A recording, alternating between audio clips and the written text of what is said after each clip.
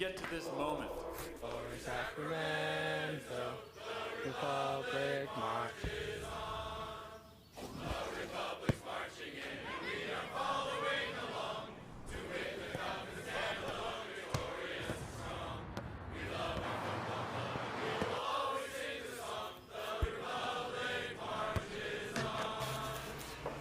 Glory Sacramento, glory, glory Sacramento,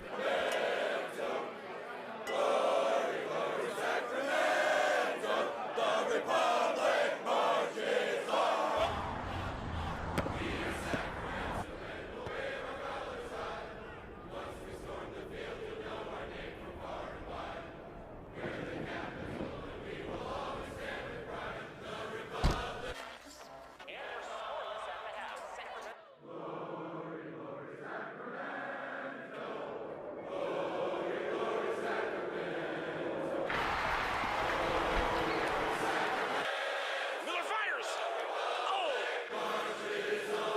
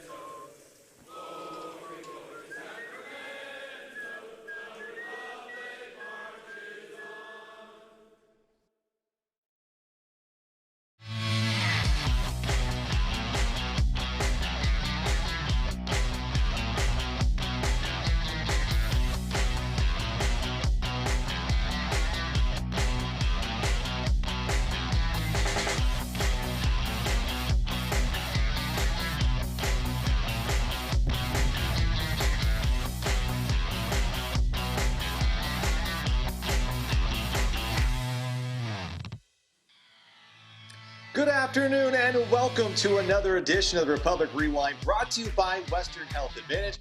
I'm your host, Rob McAllister. Well, today we're sending it back to 2019 to Pride Night. The LGBT community has stood in solidarity with Black Lives Matter as of late, as both issues talk about discrimination and equality, and neither want to be discriminated because of their skin or their sexual orientation. Our guest today is a perfect man for this, one who has stood for equal rights and has been a big proponent of that since coming to the Republic last year. He is Republic midfielder Sam Werner. Sam, thanks for joining us today. Thanks for having me. Good to be here. We are so happy to have you, and we have a lot to talk about. This is a really fun game as well. But let's go back, look at your resume here before we get started. And this is a guy that we didn't know a lot about you, Sam, coming in. We knew you had some success in college. But, man, you did pretty well in your rookie campaign. 7 goals, 35 appearances in all competitions.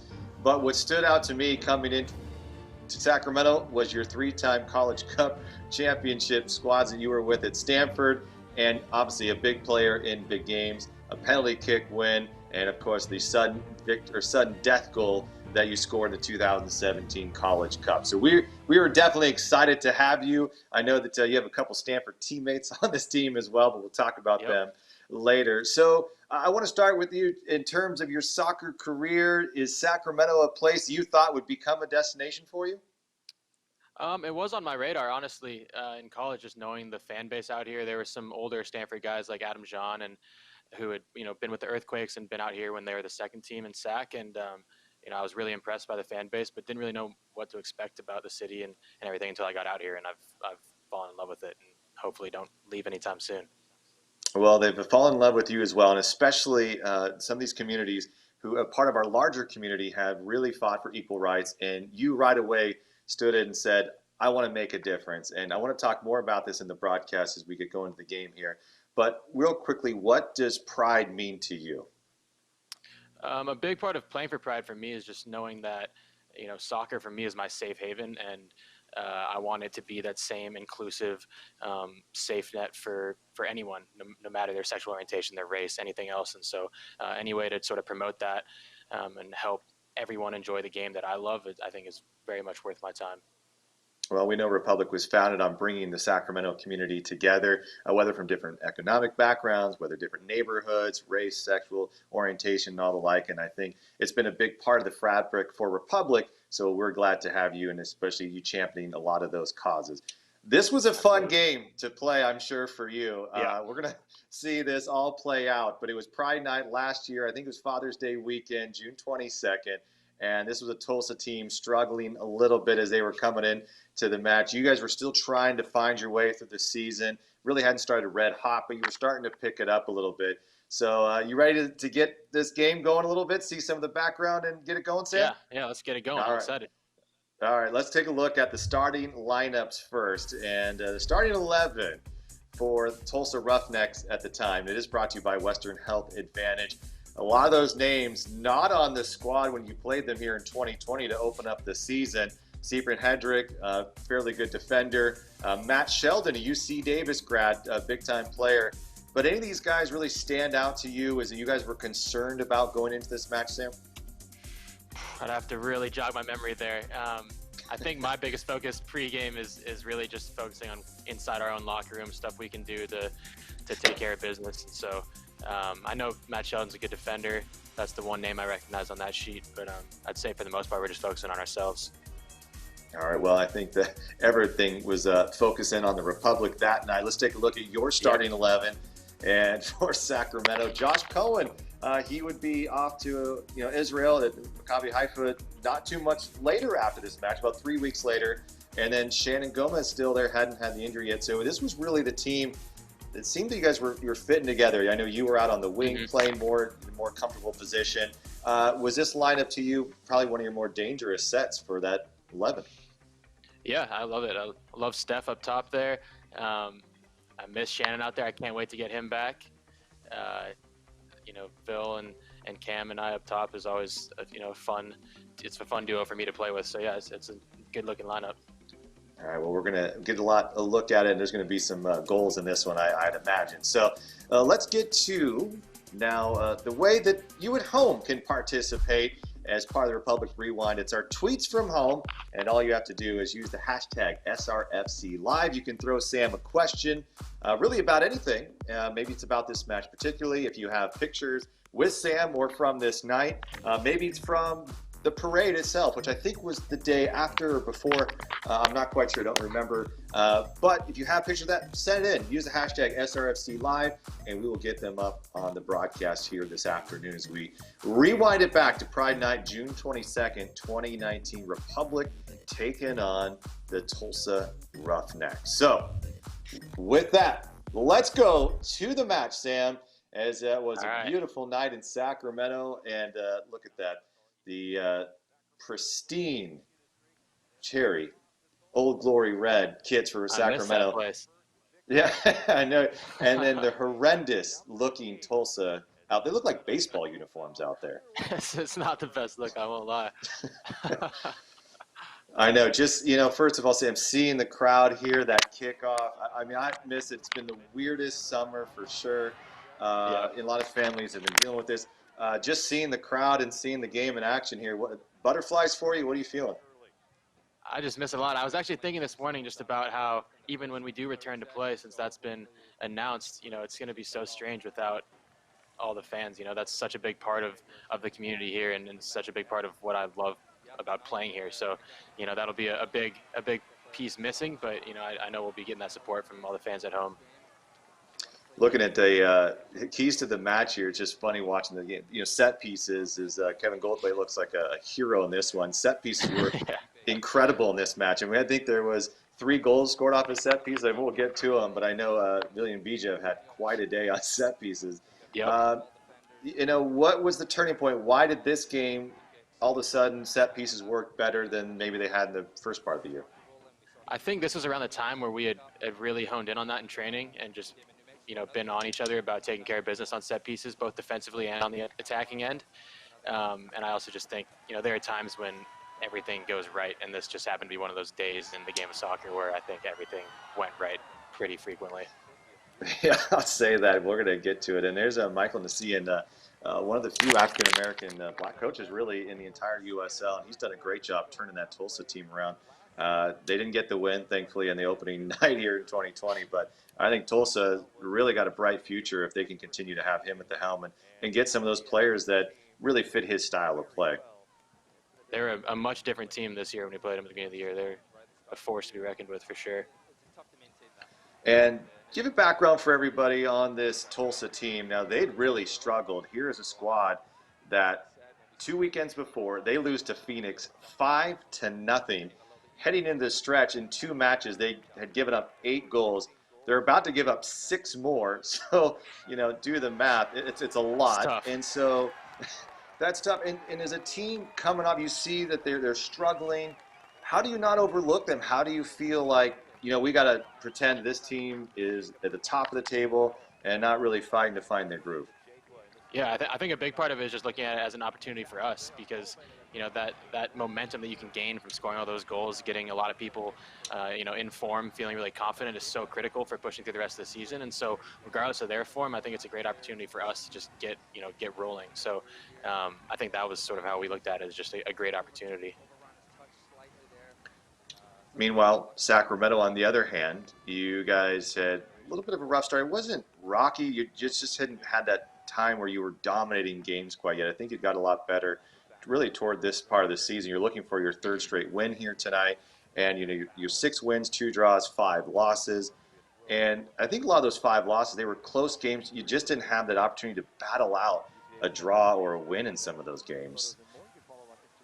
Yeah, I think this was a big month for us as well because, like you said, I think this might have been the best month we strung together. But obviously last year, I think one of the biggest issues was our consistency and how frequently we would put a game together like this and then follow it up with a sort of lackluster performance. So that was frustrating at times, but it was always fun to put in a shift like this where we just get to score a bunch of goals. Yeah, and you had a nice night. I mean, everyone had pretty much a nice night. Probably the easiest night for the back line all season Yeah. long. But Josh you know had a what? great time. Yeah, he was just hanging out. It was relaxed. But the week before, you're down at Albuquerque taking on New Mexico, a team that had not lost at home all season long, 14,000 fans. It's a baseball stadium, not a great place to play. And Iwasa has himself a night, and you guys go in there and you take care of business and smack them around, beat them 3-0. So it wasn't like going into this game, you weren't playing well, you didn't know where you are. You probably were at your peak just the week before. Definitely, yeah. I think that game was great for a few reasons. One, we changed tactics up and it worked phenomenally, so that was great. And also, I remember Drew being fantastic that game.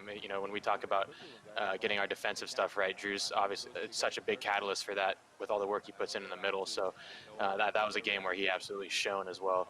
And you guys will hopefully get to see a lot more of that this year. I get tired just watching Drew run. It's incredible. Me too. I get tired living with him. He wants to work out all the time. So, I mean, then you add Andrew Wheeler-Amadou to the mix here, and those two, I mean, unbelievable. The amount of ground that they cover, it's got to make a job like yours a little bit easier, even though you have a lot of responsibilities in that wing position. Definitely does. Knowing that the engines from the midfield are so incredibly powerful, it gives everyone a little bit of confidence because when we're going forward, the guys behind you are going to be following. And, when we're defending, that they're going to be, putting in the fight with you. So it's huge for us. The pairing between you and William Bijev, what works well with the two of you? Is it complementary styles? Are you able to read each other well? What is it? I think we're both just very comfortable on both sides, and so it gives us a bit of fluidity in the game. And last year and this year, with Simon and with Coach Briggs this year, they're both happy with us sort of being free-flowing, going right and left, and that works with our style very well. So I think it's easy for us to switch it up on defenses and like I said, be a little bit more fluid, which is fun. Does coach allow you to make that call yourselves, or they call a switch at one point? Yeah, no, it could literally be something like I go on the other side to take a corner and we just stay there. It's really loose and fluid, which is a much more fun system to play in. And I know this year has been much more attacking, a little bit more possession-based. But in this game, you guys were on your front studs almost from the get-go here. It really set the tone. And, I mean, look at this. You have a turnover in the midfield. Villarreal's trying to turn it. But even then, another mistake, and you're right back at it. And here you have the ball in a position to make something happen. Did you think this set you up for what likely this team could play like here in 2020?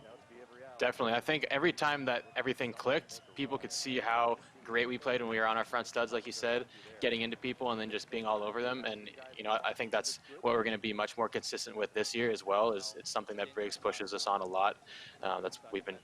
We're all super fit, chomping at the bit to defend and then just go forward like crazy. And so, with the pieces we have, I think that just makes us so dangerous. Speaking of dangerous, set pieces were a key to this match, and William Bijev was dialed on this game. It was. And he gets this first corner kick here, about to set up the first magical moment of the game. So let's go to live action here, and we'll take a break. We'll get your reaction after it, Sam. Perfect. An exciting match down in San Jose, nearly moving on, but just too much offense, and San Jose starting to get healthy. They look good now in MLS play as well. You probably played San Jose 2 weeks prior, and you're coming away with a win. Yeah, it was a tough result, but the boys showed some great battle in that match. Jeff looking back post, crashing in, Tainer, and it rattles in. Mitchell Tainer with his second goal of the season, and Sacramento takes the lead in the 8th minute. Mitchell Tainer, big body, he was aggressive, man. That head was always flying forward. He loved to get goals. He loved set pieces, didn't he? Yeah. I remember the reason that took so long for that corner to go was because the guy I was standing by was trying to kind of fight me, and right when we scored, I remember just yelling at him and running at him and yelling in his face, and then going to celebrate. There he goes. Yeah, you can see just on the corner of the screen here. Look at your number 11 in the right corner there. There may have been a Jake with it you go and have a word with. Look at you, come all the way back. Yeah, what do you think of that? I'm sure you said something very nice. Very kind words, for sure. Look at, did you like that? Would you like to come over for tea tomorrow? I'm sure it was something to that effect. Hey, right? great work, okay. man. So it's 1-0. You feel like tactically here in this match, you're able to put some pressure on them. When you get a goal in the first 10 minutes, what does that do for confidence-wise? It's fantastic just because you feel like you're on top of them. I think it's also a little bit of a potential trap, because if you let your foot off the gas right now, things can change so quickly. And so I think the biggest part of this now is making sure that we sustain that pressure and don't let our foot off the pedal at all. Do you train for something like this? Is it just a team mentality to say, don't relax, don't relax? I mean, it would be very easy. You put in all this work, you get the result you want, and then it's like, okay, let's take a breath. But do you just try to think, we didn't score a goal? How do you trick yourself into that? Like you said, I think the biggest part is just the mentality of it. You can't approach it any differently now that we've scored, other than hopefully having a little bit more confidence that what we're doing is working. So whether that's just saying, all right, next 10 minutes we're going to act like it's 0-0, or just saying, hey, we cannot change a thing. Whatever it is, it's just about holding each other accountable on the pitch. So Tulsa, again, we talked about how much they had struggled. They had actually 16 points, though. They had grinded out a few draws, but their last win was in April, and unfortunately this match wouldn't go their way. They wouldn't pick up their next victory until August. 4 months, Sam, without a win.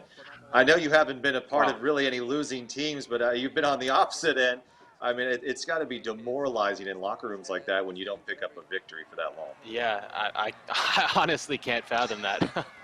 I mean, it's even one loss, particularly with a team that expects to win. One loss can feel like 5, and so it's definitely something where it's all about your response to that adversity. And at times this past season we responded well, and other times it wasn't as great as it should have been. So, this is Pride Night, and this was an opportunity for the community to recognize the LGBTQ community and speak out about injustices and talk about equality, regardless of sexual orientation. And for you, it's been a big part. I know you took part in a lot of programs to try to raise awareness, try to even raise money. How did you get involved, and why is this important for you? Yeah, I think I actually got involved with one of my good Stanford buddies, Corey Barrett, who plays at Real Salt Lake. He was the one who introduced me to it.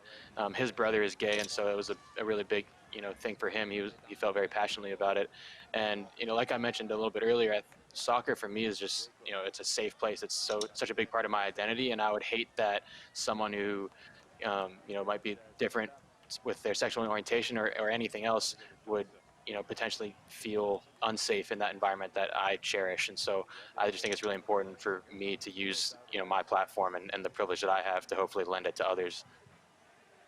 Austin Deleuze, has played MLS, played in USL, maybe in ASL as well. But he's been a big proponent of this. Started playing for Pride. And was there a reason you latched on to his program more than anybody others? I just loved how it was, perfectly aligned with soccer, and last year, it worked so well, saying I'm going to donate, this X number of dollars per goal or per game, and obviously a little bit different this year, but I tried to get a little bit creative, and I'm doing $1 for every kilometer I run in training. Hopefully Briggs doesn't get too many ideas and start running us into the ground, but I think that was the best way to go about it this year, since all we've got right now is training. And I know, and that's what's tough, is that it's more of a digital platform now, and trying to raise awareness. And so how many kilometers, which is a little more than a half a mile, per training session? How many do you run, let's say, in a day or a week? So I've been keeping track. The last 2 trainings, Thursday was a little bit lighter. I did, I think, 5.5 kilometers, and then yesterday I did close to 7. So I would say on a normal training day, I'd go somewhere between 7 and 9. So hopefully that, if that's the average per day, it'll be a decent chunk of change by the end of the month. I like it. Well, I'll do this here for you, Sam. If you score a goal in this game here against Tulsa, I'll throw in $200. Yeah, that's a pretty solid deal for me. All right, so we'll see. We'll see how it plays out. Yeah, we'll see if that works or not. So you got $200 coming.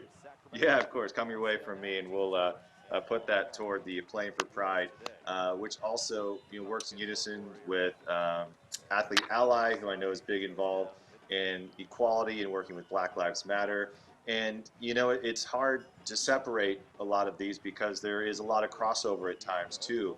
And for those who may be Black and gay or lesbian or whatever, they may be suffering even further discrimination, and it's really hard. So how do you think that you can play a role as a soccer player to raise awareness for programs like this? I think the first step is just understanding how privileged I am. And like I said earlier, I think being able to lend some of that privilege and that platform to people that might not have the same voice, to hopefully shed some light on the injustices they suffer, I think is really, really important. And I would say, my privilege is worthless if I'm not using that to help those without it. So I just really think it's important for those in my position, or any position like mine, to hopefully try to make an impact. Well, the only thing I'm going to ding you on, you don't have the rainbow boots. So what happened there? I know. I did get a really cool pair of custom boots to warm up in for this game. It was awesome, and then we auctioned them off at the end of the year. Okay. So they're not as sweaty and probably gross as your other ones. Exactly. Yeah, I don't think anyone wants some post-game boots. They'd probably be pretty gross.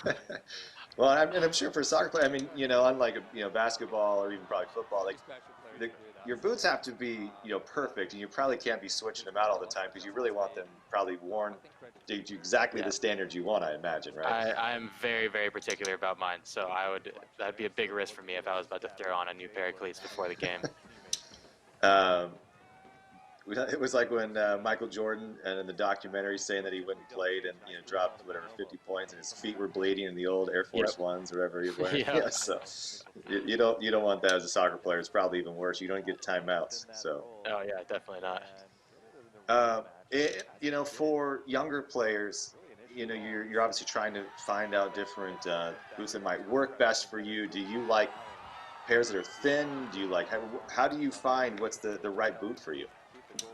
For me, I always just liked the cleats that made me feel the fastest. So whether that was the way they looked, or the fact that they're really light, it's like a crazy psychological thing I have, where I have to have cleats that make me feel like I'm full of speed. So I've worn the same model from Nike for the last, since probably my freshman year of college. It's been 6-7 years now. I can't change. So you're already getting set in your ways, but it's working out pretty well. And speaking of feet, the most impressive part to me, well, the two things is the way that you play. Is there's so much conviction in the way that you go after a ball, whether it's trying to win the ball back, whether you're trying to move it forward. But the other thing to me is that you can play fairly well with your right and your left foot. A lot of people, I could try to do this all day, but I can't throw with my left hand. It's just not going to work. Were you born with an ability like this, or did you train one foot over the other as you grew older? Yeah, well, a thing a lot of people don't know is that I was actually born right-footed and became obsessed with being ambidextrous when I was maybe 9 or 10, and worked on my left so much that there was a time where there was sort of an equilibrium, and then I just was left-footed after that. So that's kind of like a funny story a lot of people don't know. My dad is convinced that I did a lot of taekwondo when I was younger, and doing everything with both feet the same way. My dad's convinced that was a big part of it as well. So you think it was more muscle memory is such a big thing, whether you're playing guitar, whether you're striking the ball, whatever it is. Mm-hmm. Do you think it's muscle memory, or is it just retraining your brain to think I don't have a dominant side? I think a little bit of both. For me, it just became an obsession where I was just, if I can do this with my left foot, I want to be able to do it with my right. And I think it makes you so much more dangerous as an attacker when you're going at a defender and they really can't decide which direction you're going to go, and you feel confident being able to strike it both ways. So I just think it adds so much to your game as a winger to be able to go both sides. So how do you get better, with the left foot or the right foot if you're one or the other? Is that just kicking constantly with one and you're forgetting the other? Especially, I guess, asking for young kids, like, how do they train for that? Yeah, that's a good question. A lot of it for me, I would do trainings when I was younger, when we'd have some technical drills, or if I was doing stuff on my own, I would do something with my dominant foot and then do it twice with my weak foot. And you can kind of compare the way it feels with your dominant foot and try to get that same feeling with your weak foot. And eventually that starts to build up until it feels a bit more equal. And for me, I also just spent so much time in racquetball courts when I was younger. Just, 4 walls to bang the ball off of. There's no better way to get touches. Man, here you are, this kid from Bozeman, Montana. Who would have thought? I mean, you have all these different things. You have taekwondo, you're playing racquetball. I mean, this is crazy. So did you love, the martial arts? Was this something as a kid you wanted to do? Did your parents push you into that?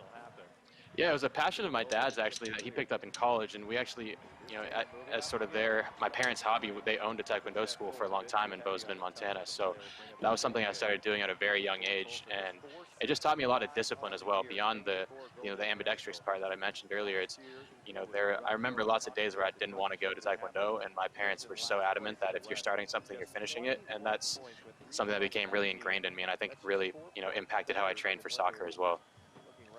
I was going to say, because your style is very unique, and a lot of people probably from Montana think you played football, and that was it.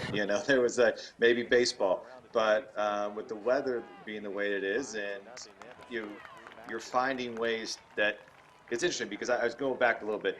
There was a time, especially when I grew up, it was in the Tiger Woods time, is that you played one sport and that was it. And then we started to realize the more that you did, the actually better you could be at a lot of things. Like Steve Nash, an incredible soccer player, obviously a great NBA player. Did you feel like Taekwondo has made you a better player, maybe even set the style in which you play? I think it definitely made me a better player. I think really the biggest part is that discipline, though. But there's, I think that's a really big part of martial arts, is being really disciplined in how you go about your craft. And I think that applies really well to working on your craft as a soccer player as well. And so I think it just taught me a lot about my training methods, and really, refusing to quit something until I've reached whatever that goal might be. In Taekwondo, I'm getting my black belt. And even though I don't feel like going to Taekwondo each night, I have to do it because I've said I was going to do it, and I'm going to finish it. And I think that applies really well to the goals I've set with myself for soccer too.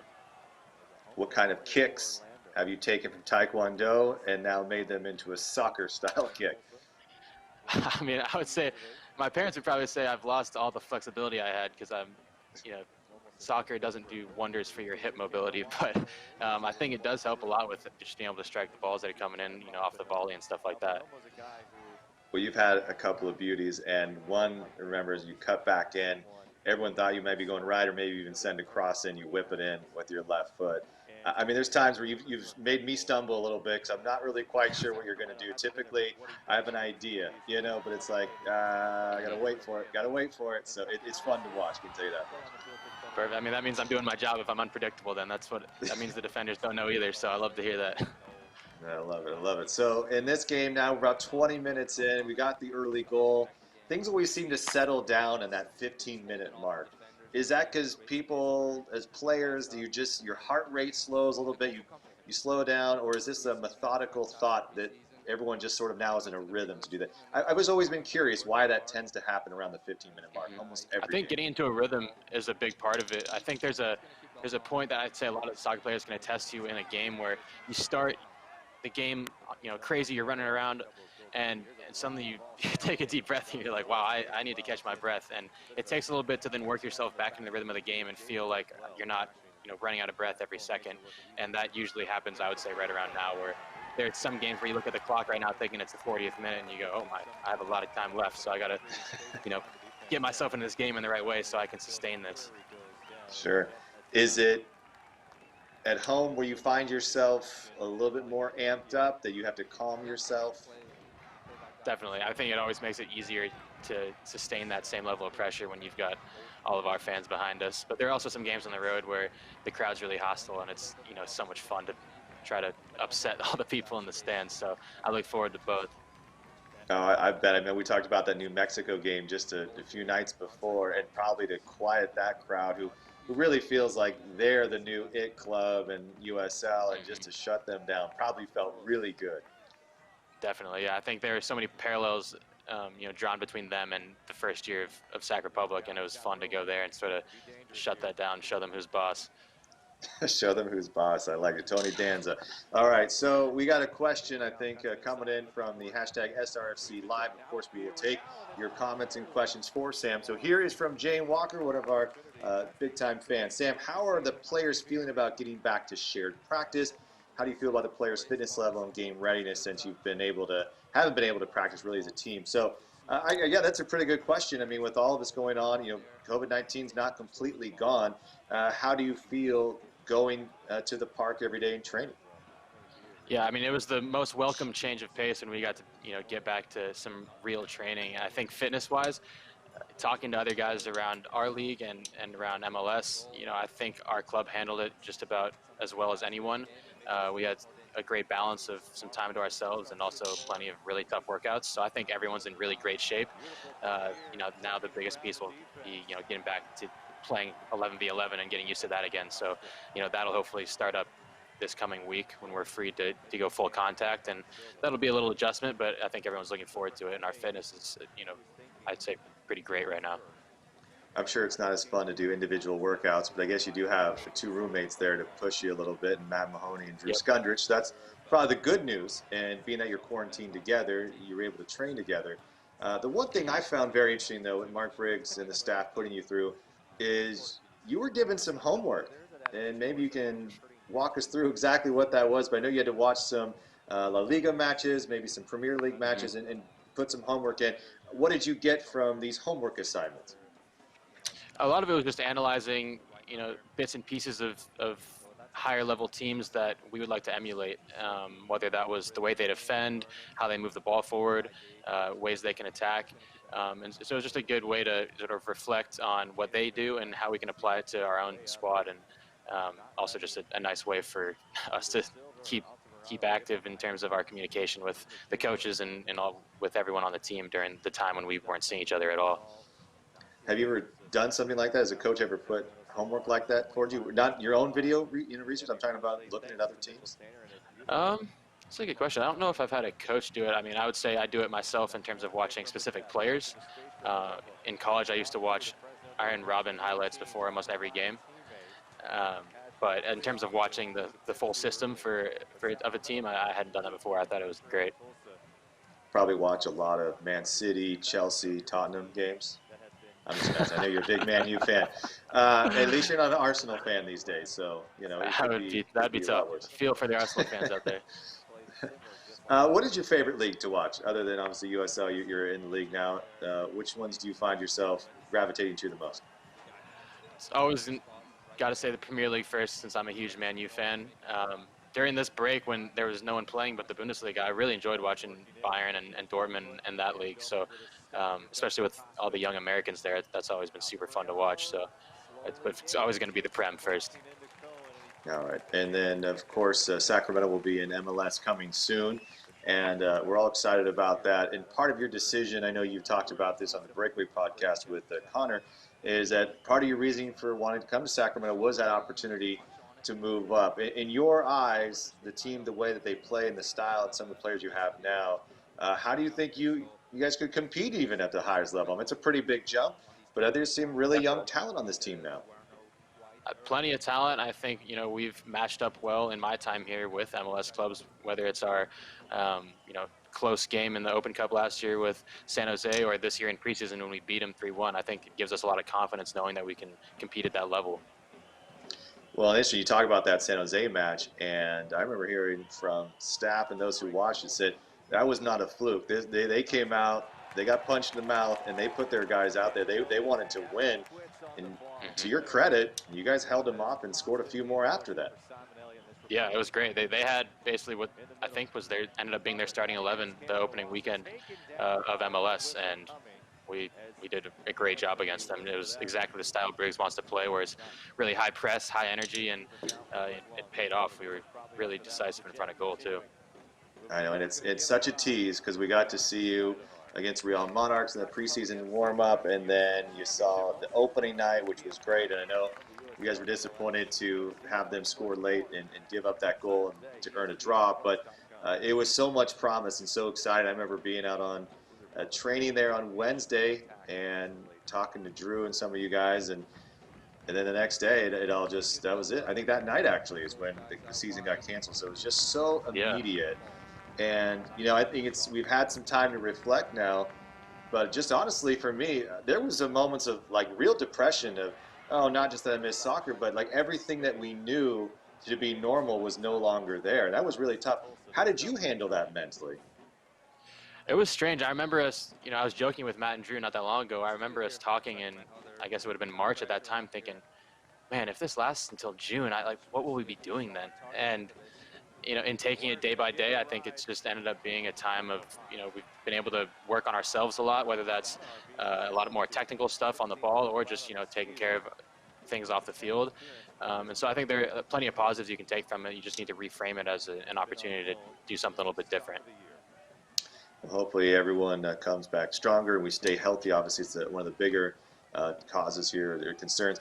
Looking back at the play that we just saw there by you taking it from distance, what are those moments for you that say, and this was a great save. I mean, I can't believe we didn't score on this. Come on, Cam. Unbelievable. He is just fighting. Wow. Yeah, unbelievable. But before that, you're probably 24 yards or so out. What makes you think, is the play broken down and say, now I'm gonna go for it, or is it just, I think I have him sleeping a little bit? What's typically the motivation behind taking a long shot like that? I think a part of it is, where it is in the game right now. It's early. We tested them early, but hadn't really got much on frame since then. And so I think part of it is just sort of wanting to get something on frame, make them feel like they're still being tested. And part of it's probably that I just want to score. Yeah. There you go. I think you got called for something there. Unsung hero, I thought, though, is Jaime Villarreal. He had some really good balls. But yeah, walk us through this here. What's Cam supposed to do? He just stuck his leg out there, but what's Cam should have done there? I can't tell if he could have hit that first time and chipped him, or just maybe scoop it over the keeper's leg and then he'd be in on goal. But I think 8 out of 10 times he probably finds a way to finish that. Yeah, and that's right. I mean, here's the other thing. So, not to be a spoiler alert here, but 6 goals are scored by Sacramento in this match. And rewatching this game, could have probably had 3 more in this match. I mean, it's incredible. Cam hits the crossbar, which we'll see. I think you have an opportunity. And if you count that one, or even there was one earlier, I think it was either you or Cameron took. It's not that far to see that we could have had a 9-goal game in this match. Yeah, and that's what I said. It goes to what I said earlier about that's sort of how the way soccer goes, where that could just as easily have happened on our 6 chances as well, where it's such a fickle game. We could have ended up with only 1 goal, and it goes a completely different way. So I'm glad that we had enough chances to take care of 6 of them in this case to really finish the game off. So this was a match, I think it was actually Adam Moffat was in the booth with me. And when you watch film or you watch games, and this is obviously a fun one to watch for everybody because it's, look, how great do we do? Do you find yourself watching matches more when it didn't go well, or is it split? Is it just looking at the competition and trying to find, whatever things you can exploit? And how do you rate in what terms of past games that you watch? I think it's an easier trap to fall into just watching the highlights. So from a game like this, I might have gone back and watched my goal and assist and gone, perfect, job done. But I think the the most games I watch are probably the ones that go poorly, just to really be critical of myself. I think that's super important, and there's a lot more you can take from those games potentially than the ones that go as well as this.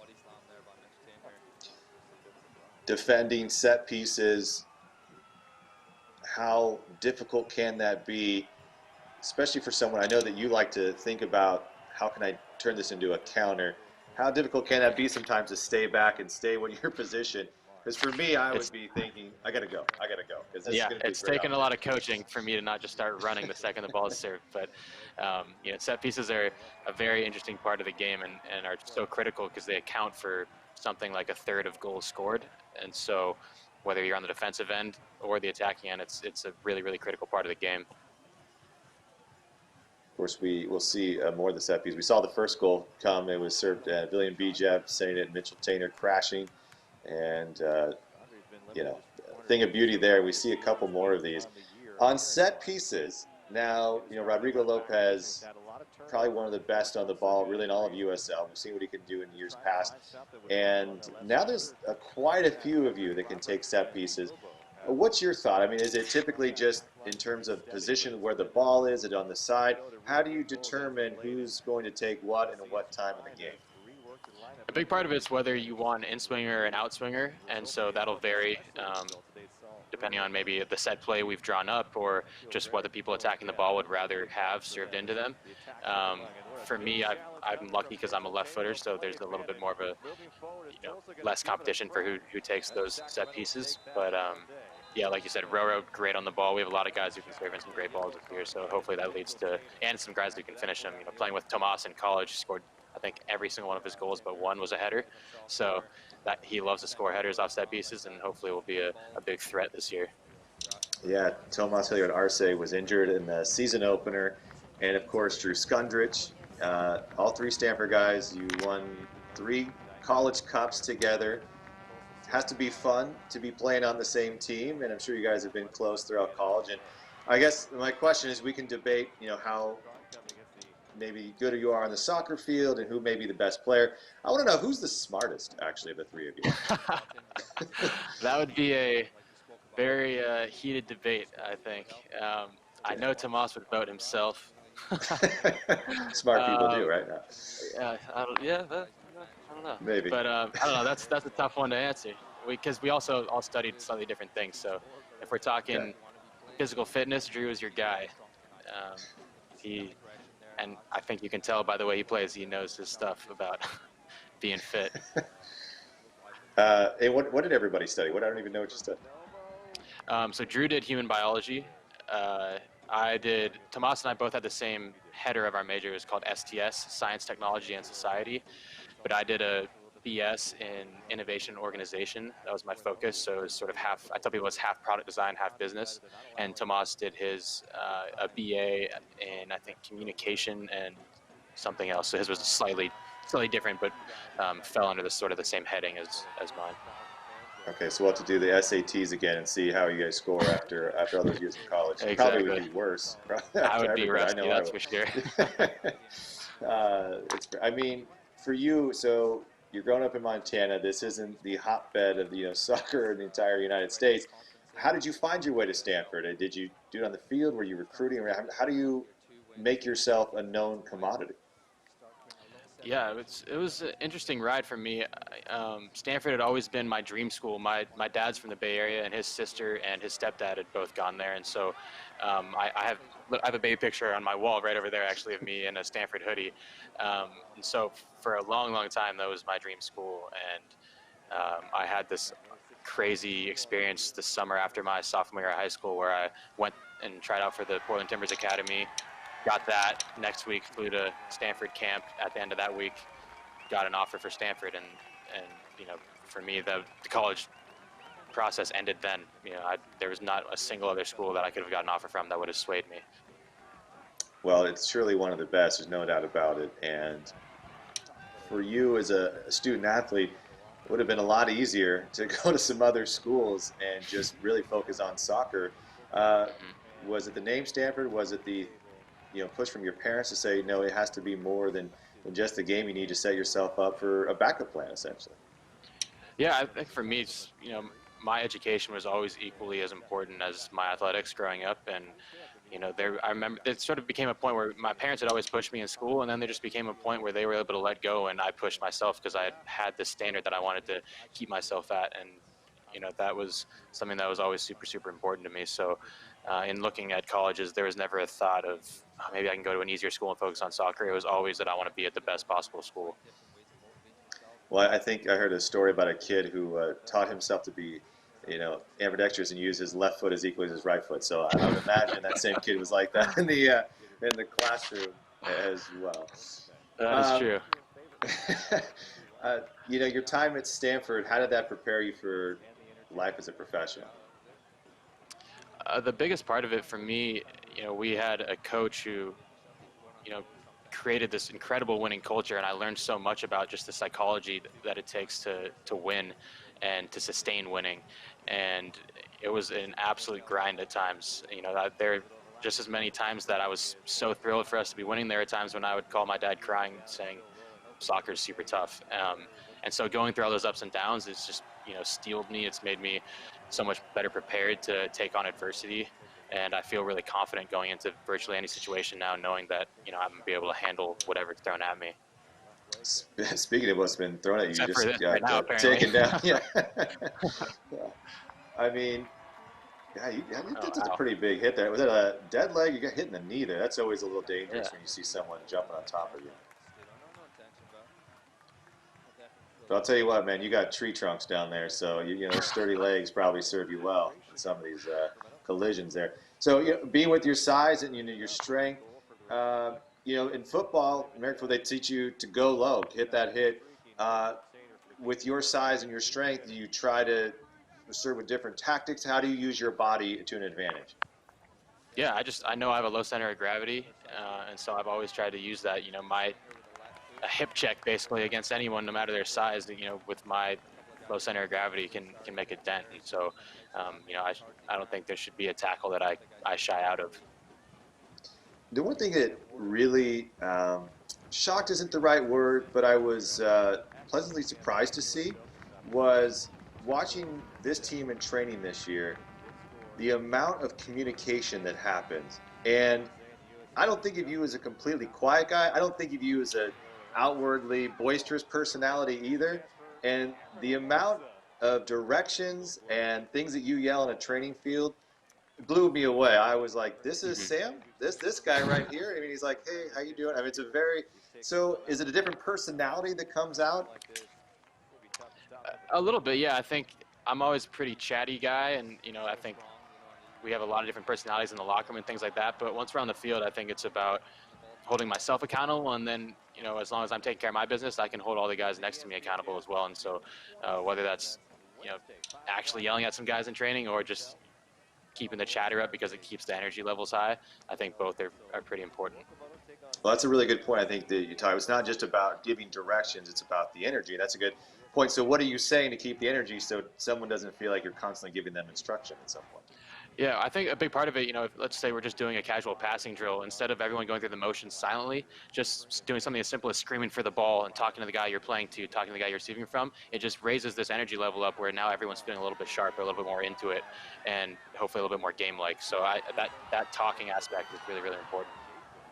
So when you watch a bunch of 8-year-olds on a soccer field, they're all yelling ball, ball, or the kid's name, Sam, Sam, Sam. Yeah. So what's the better way to ask for direction or a placement of a pass? I would say specificity is important, but also you want to be concise with what you're saying. So finding the balance between not just saying someone's name or here or something like that, but also not having to give them a whole script on what exactly you want them to do. There's a balance there. Yeah, we saw your set piece there with Cameron almost able to put it in. Tough ball, back post. He probably took a further step in, but if you use a step slower in that situation, you probably have your second goal. On set pieces for you, and another good look by, is that you right there? Yeah, I got to hit that better.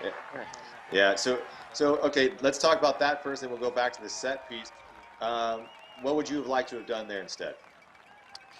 That's a spot where I think I'm shooting from 9 out of 10 times, but I don't really get all of the ball. From that same spot, maybe I would have been a little bit better off going far post and curling it, but I think in that instance, I was just trying to hit the skin off the ball, but didn't really connect. Well, it looked like it may have taken a partial deflection as well. Yeah. Set pieces, are you trying to loft it higher? Do you want a hard, low-driven ball? I usually try to whip it right over that first line of defense. I think that's that area right in behind that person, that first guy, is often the part that our best header will go and attack. In college, that's where Tomas would always run, and so I'd always try to pick his head out. So that's sort of the area I'm most often aiming for, unless we've drawn up a different set piece where we might want to go back post or go short or something like that. You're just looking for the tallest guy. Exactly. So this match here, if I told you you're going to score 5 more goals in this game at this point in time, do you believe me? I don't know if I would. I think that shows that we were very persistent in this game, which is great, and that's the attitude that it takes to put together a good stretch of games. So we're about to see a pretty good combination here. And what you saw in these last few minutes was your possession. You guys really held on. You're like trying to demoralize them a little bit here and not give them much. I mean, they're having to send balls out of play because they don't even have a way to counter at this point. Yeah, I think something we talked about a lot last year, and that is very common in this game, is the first 5 of each half and the last 5 of each half.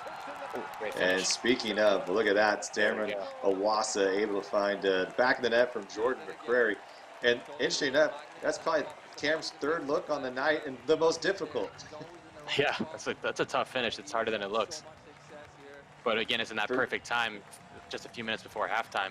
It's so demoralizing for the other team, and it gets you going into the break with a lot of confidence. Yeah, talk us through this again here. So it takes a partial deflection. Is that back post really the best opportunity for Cam? I think it's a great ball from Jordan, and it also comes off a throw-in, which people might not recognize as a set piece, but they're equally as important as any other set piece. And when you take them well like that, it can lead to some great things. So it's 2-0. You're headed into the break, and for this first half of play, what do you think went well in this match? You obviously scored 2 goals, but what did you like stylistically? I think we're doing a good job of just controlling the tempo of the game as well, and keeping ourselves on the ball. And also at times when we've needed to, we've defended well. So I think in many ways, there's sort of all aspects of the game coming together pretty well. But, there's instances like this you can't shut off. Got to see it into that. Going to go to the half here, and it's sorry to cut you off. Let's get one more question. I know we've got some responses coming on the hashtag SRFC Live through Twitter, which is brought to you by UC Davis Health. Hi, Sam. How often do you train each week, and how is that broken up? Game like group training versus individual skill training, fitness, strength training, and the like. It's a good question. Right now we've been training Monday, Tuesday, and Thursday, Friday, and I would say you get a little bit of all those aspects in each training. Oftentimes the training will start with more technical stuff, smaller groups, and then we'll expand as you go into higher intensity, higher numbers, things like that. And then for me personally, depending on how my body feels, I'll add in, going to the field on my own a few days a week to take care of other things. So I know you've been doing individual trainings, and for me, I went to the gym for the first time in 3 months. I did some home workouts, not the same. I couldn't walk for almost 2 days, Sam. You're a little younger than me. You're in better shape. I understand this point. However, how was it after those first few days of training? Were you a little sore? I was really sore, I'm not going to lie. And we had some really tough workouts sent to us during the quarantine period. But, nothing can really compare to just being out there and playing soccer. And so, when people talk about your soccer fitness, no matter how fit you are, you got to just play some soccer and get that sort of normalcy back. So me sitting on the couch isn't really getting ready for the season, I don't think, guys. So I'll have to get my voice box ready to go too here before we get going here on July 11th. I can't wait. I'm so excited. Coming up.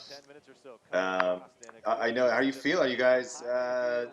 Is the nervousness starting to build a little bit? The season's actually going to get going.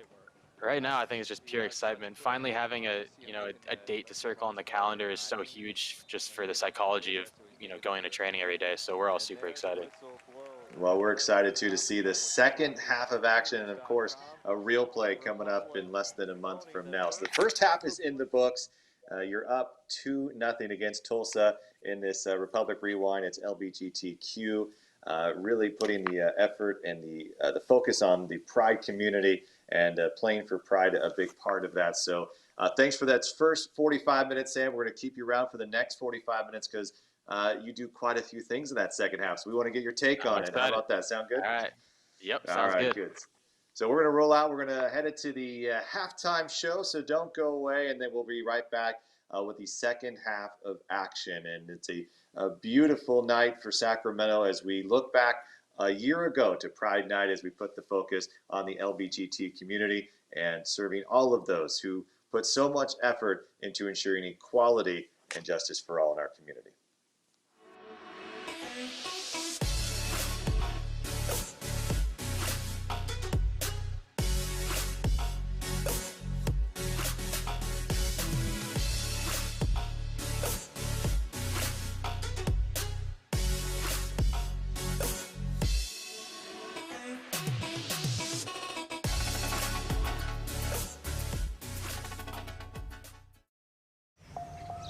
This is the look of a 12-year-old cancer survivor.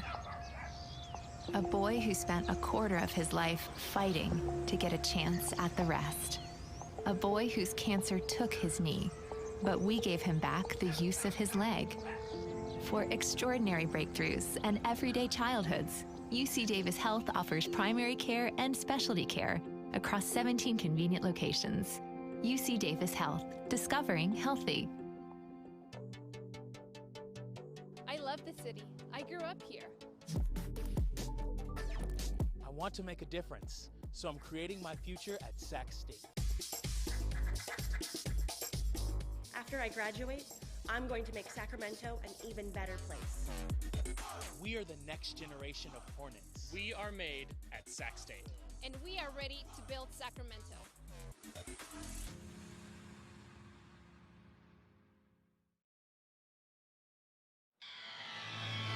We welcome you into the Republic Rewind halftime show brought to you by Atlas Disposal. Each season, Republic FC is honored to award a $1,000 scholarship to a local LGBTQ activist in the community that is college-bound this coming fall. The scholarship is designed to provide free resources for an incoming college freshman who exhibits immense leadership skills in the LGBT community. Although we could not celebrate in person, we are pleased to announce this year's scholarship winner as Mercedes Torres.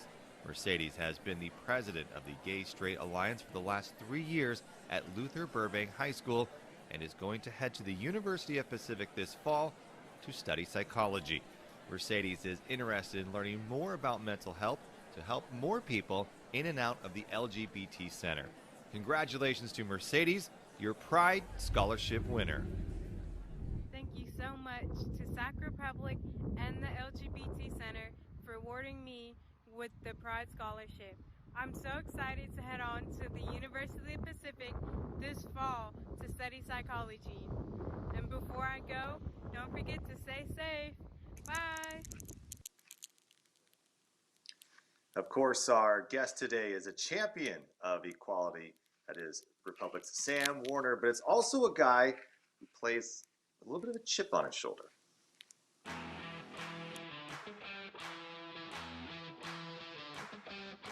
I'm Sam Werner, I'm a winger, and I'm number 11. Forward, a slight deflection, Iwasa tries to bring it down, and it's going to be Werner to clean it up, and it's deflected in, and the crowd here is elated. I think I got a lot of confidence being able to make an impact on the field, and then obviously all the cool stuff the club does in the community and interacting with the fans and all that stuff. It was super, super fun, so it just made me excited to come back. Now get some time, Sam Werner, the beauty.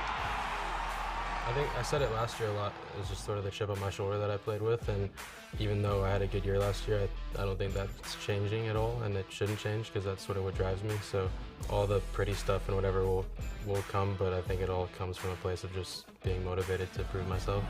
Here comes Werner again. Werner looking for an edge, and it puts it. Somehow Sam Werner has done it again. I love that goal. That's one of my favorite right there. It's an absolute dagger. It's like you you broke their hearts, man. That was brutal. All right, we've gotten some really good tweets coming in and pictures of you and of the Pride Night and Parade last year. So let's get to that. Brought to you by UC Davis Health. And that was the flags. That's right. They were rainbow flags. We've got Crash Kid.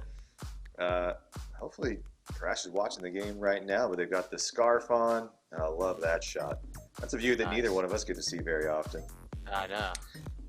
And here's the parade, the picture in front of the Capitol, and so many members of the Tower Bridge Battalion. I think that might have been the whole crew there. Of course, our youngest fan as well. Love that. Here is Jeremy. Great way to spend a Saturday afternoon. Well, thanks, Jeremy, for tuning in. We appreciate it. And, of course, there's Tyler Blackwood, one of our favorites. Miss you, Ty. And, good Ty. And then another awesome image from Sacramento Pride last year. And it's going to be tough. It's such a great time for this community, for our ability to recognize and support so many of those who have maybe felt disadvantaged in the past, and hopefully that's become a thing at some point. It wasn't that long ago that when something was awkward or weird, you would say, "Oh, that's the G word," and it's amazing that I don't hear that anymore. And so things that small really do have an impact. And I guess just for you, you're a little bit younger than me, not by much, but a little bit. What are some of the things that you have seen change, just maybe from high school to now, and really the recognition of the LGBT community?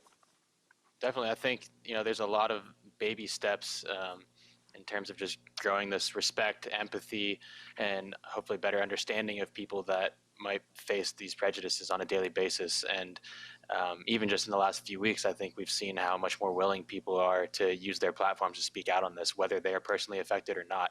And I think that's really critical, that those that aren't personally affected are really willing to continue to speak out on it and shed light on it, because that's the way we're going to really lead to some great change.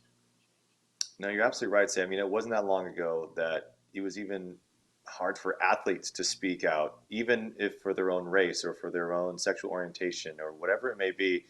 And that hopefully is going away. Hopefully we can see this as a positive change for society, and see that it is okay to have discussions and conversations and bring things to the light that maybe you or I didn't go through, but someone else has gone through, and we can better understand what that journey has been like for them and how we can all make it easier for those type of people. Definitely. I think just keeping those discussions going, that's, I think, step one to keeping it, fresh in people's minds, and hopefully continuing to just grow a more accepting culture. All right. Well, it takes all of us to play a role. There's no doubt about that. Now, don't forget, Sam, I did pledge $200 if you do score a goal in this match to Playing for Pride. So we'll see what happens. Thank you. I also forgot to mention. Do this? I forgot to mention I also tweeted it out if people haven't seen it on my Twitter page. But if you guys do send me a screenshot of any sort of donation, you're entered to win a signed jersey at the end of the month. So if any of the fans watching this want to take part in that, you would be welcome to. I better be in that drawing, pal. Absolutely. All right, I'll cut your mic right now. Don't act like I won't. Okay, you ready for the second half? Let's do it. All right, let's do it. Let's have some fun. We've got plenty of more goals, I think, coming this way. It's Tulsa, it's Sacramento, it's Pride Night, and so far, Billion Bijev serves one to Mitchell Tainer, and then Jordan McCrary is able to find Cameron Awasa. It's 2-0. Conversations in the locker room.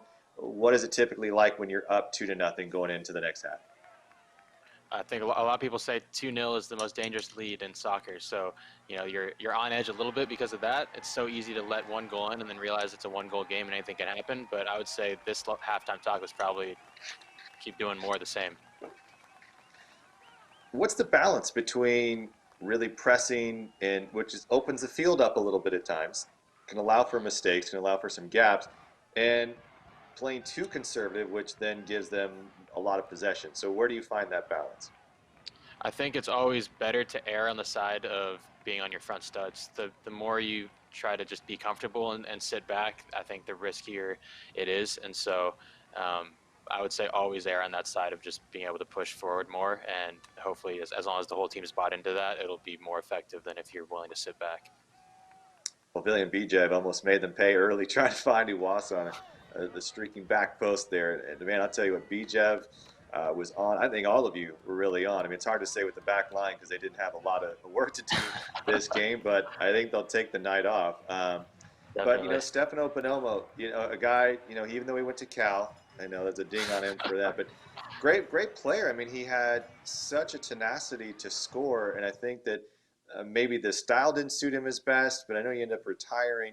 I don't know if because of injuries or what it may have been, but man, what a great player with so much great talent. Yeah, great attitude. He's sort of an unsung hero in the sense his work rate was, I think, maybe went unnoticed, but was so relentless. And he was one of my best friends on the team last year. I still talk to him almost every day. Great guy, even though he did go to Cal, like you said.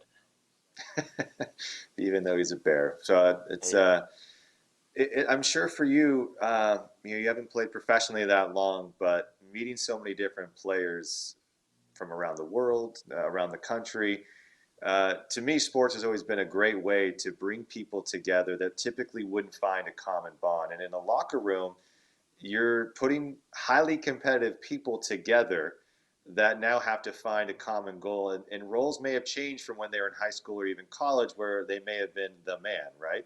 Mm-hmm. Definitely. Yeah, it's always a little bit of a balance of egos. I think that's one of the things that coaches have to be, you know, able to manage well. But also it's on us as players to work well together and accept everyone. Well, I think this club has done a really nice job of that, of embracing the community. But I think really the players have also embraced that mentality. And, you know, this has almost become a bit of a spoiled fan bunch because you guys continue to win year in and year out. I know you haven't been here all 7 years, but it's plays like this. What a touch from Cam, and then Bonomo, the back of the net. What a finish. Love it. Turned on a mistake, and you're right there to cheer him. Goal celebrations. Going hard. You don't want to hurt your own teammate, but I know you're really excited at times. Do you run fast, try to slow down? I would like to know the mindset of going into a goal celebration for you. There's a lot of times there's not much thought into it. It just depends on the energy of it, and whether it's a late goal, you might do something a little bit crazy or something like that. But usually it's just emotion driven, and I kind of do whatever comes to me. What a breakdown, but what a perfect goal. That's a tough ball to defend. And now it's 3-0. Now what happens? I mean, now you're a team. You're saying, okay, now we're up 3, but you're dominating them. So as a player, you're probably feeling we got to keep going after him. Was that the discussion? Because look at Stefan already. Yeah, putting the pressure on again. Just keeping the pedal to the metal, and also, you know, for me as an attacker, we have 3 goals and I don't have one yet, so I'm probably itching to get on the score sheet. It took one to the face there, I think, from someone in the back line. I don't know if the conversation, you shake it off there, but I mean, some of these big defenders, they're bony, they've got their elbows flying. I mean, he went right after you. Yeah, in the face. Yeah, I think people don't realize how athletic this league is. I think it's, you know, a lot of just raw athletes in the USL, and so it's always competitive. You know, earlier, a couple years ago, when this league was really starting to phase higher up in terms of the amount of teams they had, and now they are. I mean, there's always this thought of, oh, the more teams you add, more diluted, less talent. To me, this league has become much better from when the team won in 2014. MLS is much better. And it's interesting to see the American soccer, the growth in just 5 years is staggering. It is, and I was actually asking Roro about that not too long ago, asking, you know, I said, how do you think this team would do right now against the 2014 team? And he did say how different the league is now and how much higher quality it is. So it is cool to see that growth in just a short amount of time. Well, and the interesting part about that team, the success they have, they play the way that you're trying to play now. I mean, they were relentless, and it was so fun to watch each and every night because even if they're down 2 goals, down a goal in the last 9-10 minutes, you felt they had a chance to win, at least get a draw. And that is something that I think the style of play can dictate. And hopefully we'll see that from you guys as well this year, because I don't think it was ever a question about talent. It was just maybe the style didn't fit the last couple of years, and now we're seeing a much different style out there on the pitch. Definitely, yeah. I think Coach Briggs is doing a great job of getting the culture right, which I think it's so critical and you know, maybe understated from the perspective of the fans that don't get to see that day-to-day stuff, but it's so critical in how you perform at the weekend of having like a great locker room and some really competitive guys, and we have that, so that's really encouraging. So you play for Jeremy Gunn at Stanford. Here was a guy who played as a younger player in the UK, finishes his career in the United States, and then becomes the head coach. You're playing from another guy who played his youth career in the UK, finishes his career as a player in the United States in Mark Briggs, and now you're playing for him as well. Style is completely different. Similarities. Where do they lie? Definitely different coaching styles. I would say Briggs was the first coach that I've had where I'd really call him a player's coach, where someone, I was texting him this morning about the EPL. I wouldn't have done that in college. But they both emphasize that grittiness and that hard work that I think is so characteristic of the English game, and fits my style personally really well. And so I think it's a great position for me to be in, to play for guys like that. I know he's a happy camper today because Wolverhampton was able to pick up a win. But some great goals in that game. Yeah, Traore, man, I just sounds that guy's bigger than he's probably two of you combined, maybe bigger. He's playing running back somewhere in the NFL. It's incredible. They couldn't find a kit that fit him very well, though, unless he's just got a medium that he's wearing. So, it's always fun, and I think you hear the World's Game when we talked about it just the last couple of seasons, and it truly is, though. I mean, here you are, you have a relationship with your coach that is different. It's probably like a friend in some sense, but I'd imagine, and from what I've seen in training, he doesn't treat you guys like you're all best friends. He makes sure that you're playing at the highest level. And I've seen him stop practices a couple times and go, training's over, when things weren't going well. I mean, he's intense. Yeah, I think he has that perfect balance of having everyone's respect and being friendly enough with everyone that he can crack the whip at times, and people will just pay attention and say, yep, you're right, the level's too low, we need to step it up. There are different ways. I've had other coaches go about that differently. Gunn was a fan of just putting us on the line, and it's effective in its own way, but I really like the way Briggs goes about it, where it's friendly, it's light, it's fun, and then he can flip that switch and crack the whip, and I think that's really effective in getting us to perform well.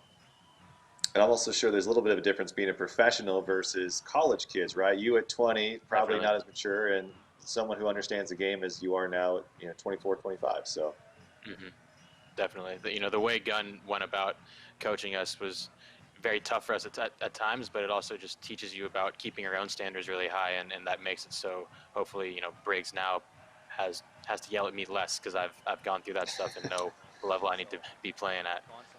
Yeah, well, and it's always, yelling's only effective when the message is effective, right? And when you've earned respect. I think that a lot of coaches don't understand that just yelling to yell, or even bosses, right? Yelling doesn't make someone perform better, but it gets your attention, or maybe it's the way it's delivered after support comes with that. So definitely understand that. So we've got more tweets coming from UC Davis Health, and this is greetings from Greece. Hope someday to be with you all. Vamos Sacramento. Wow. All the way from Greece. Very nice. Well, yeah, that's got to be 11 o'clock, I would believe. Maybe 9 o'clock. But, yeah, thanks for staying up and hanging out with Sam Werner now. So it's 1:15 a.m. I just got from our producer, Jeff Butler, in my ear. So, wow. Thanks for staying up. That's dedication.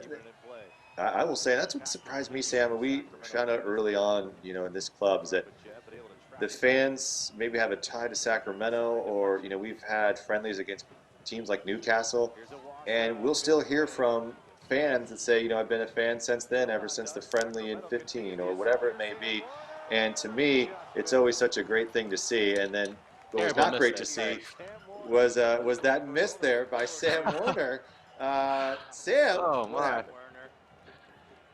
I'm not known as being a deadly finisher with my head, so it's one of my goals for this year, to score my first ever header goal. First ever? You have never, even younger leagues, high school, none of that? I really cannot remember a time I've ever scored a header, so yeah, that's something I need to take care of. Well, I like how you rubbed your head, like, it's my head's fault. Yeah, it's the head's fault. It's like when people drop a ball in baseball and they look at their hands, or football. Yeah. I think in that situation, I really thought I was going to get clobbered by the keeper, and he ended up coming out a lot slower than I probably would have had a lot more time, but oh well. Yeah, no, that's brutal. So there you go. I mean, that's one of those opportunities I'm talking about where you guys can add another goal or two. And so that's good. Those questions I was going to ask you is, obviously you're not comfortable in those situations. Had it been a striker and someone like Stefano Bonomo or Cam, they've probably had a lot more game reps. And I'm sure in practice, it's just not the same, right? You know your teammate's not going to come out and just take you out. Right, it's a little bit different. And often in practice, I'm the guy, you know, sending the cross and stuff like that. So that's something I've had to add to my game and continue to work on, is being comfortable making those runs in the box and finishing the headers. Well, just watching, you know, preseason and the first match of the season, we saw many more Old Glory Red kits flying into the box, which I think is a great sign. So with that, what are you expecting? I mean, obviously you're going to be a guy who will be crashing in more for more opportunities. Are you going to work on headers? Are you looking for those slight flicks? I mean, what kind of ball are you typically going to find?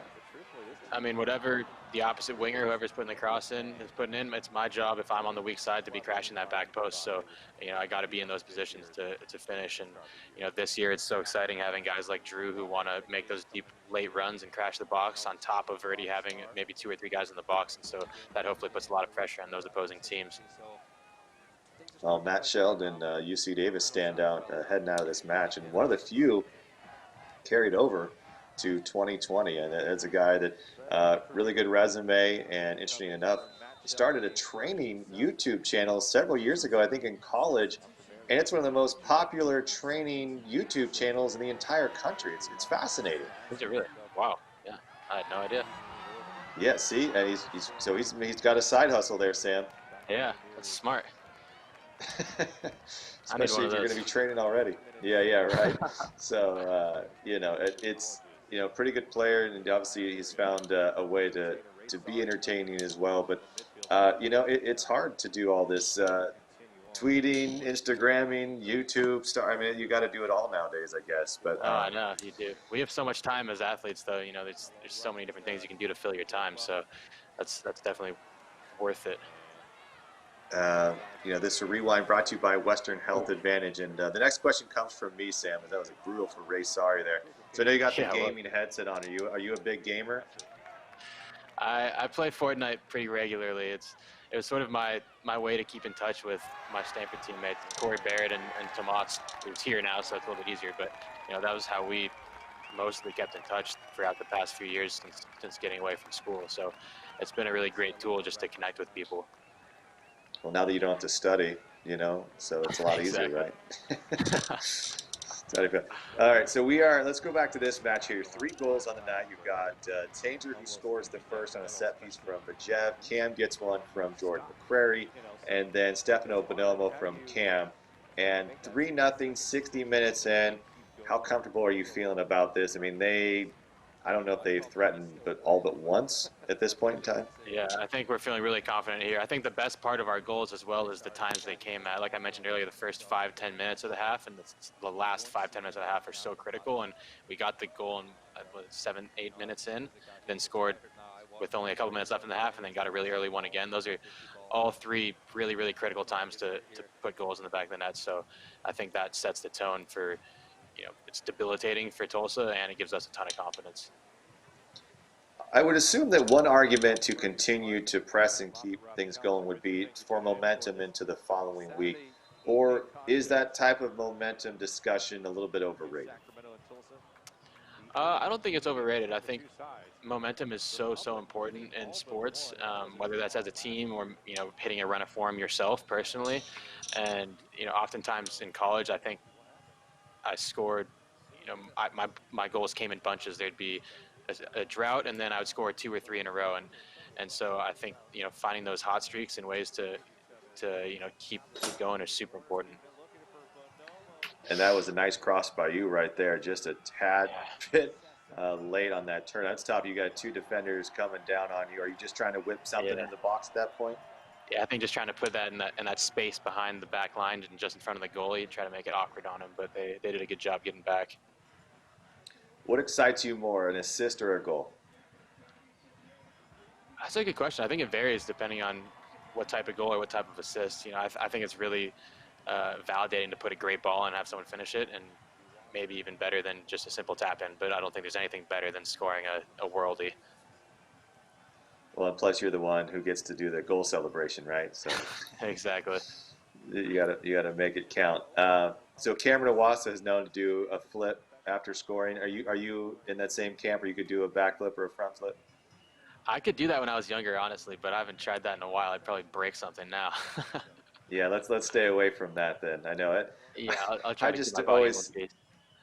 yeah, it'll be a little bit more useful. I always see Cam do that. I say, wow, that is extremely athletic, and it also makes me really nervous. So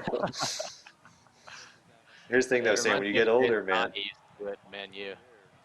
Yeah, well, when you get older, you start to see that your body doesn't work as well, and you go, oof, that just feels like that would really end badly if it tried something like that. So exactly. Yeah.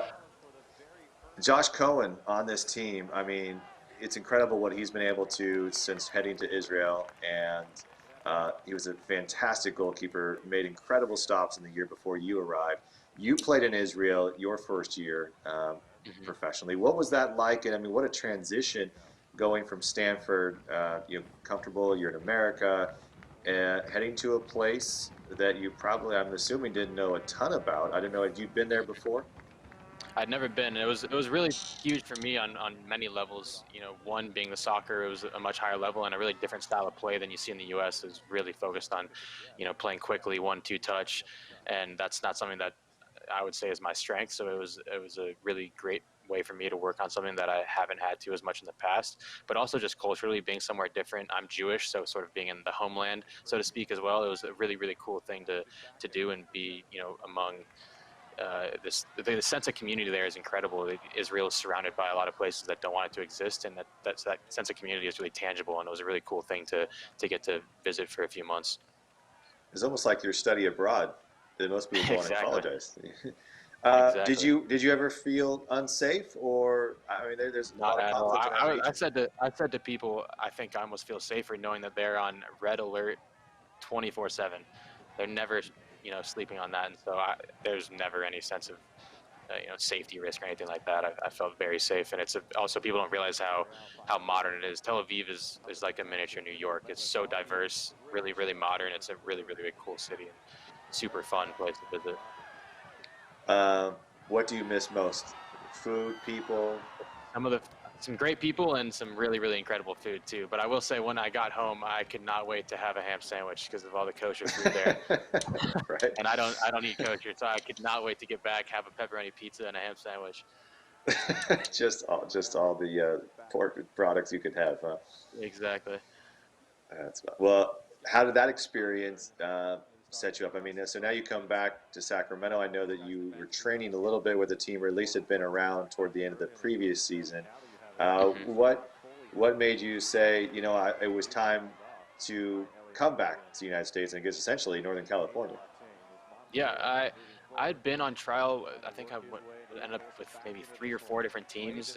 Things didn't go exactly as planned, and it was really exhausting just being on trial for that long. And so there became a point where I just decided it was time to head home, and that just happened to coincide with being close to the end of the USL season in 2018.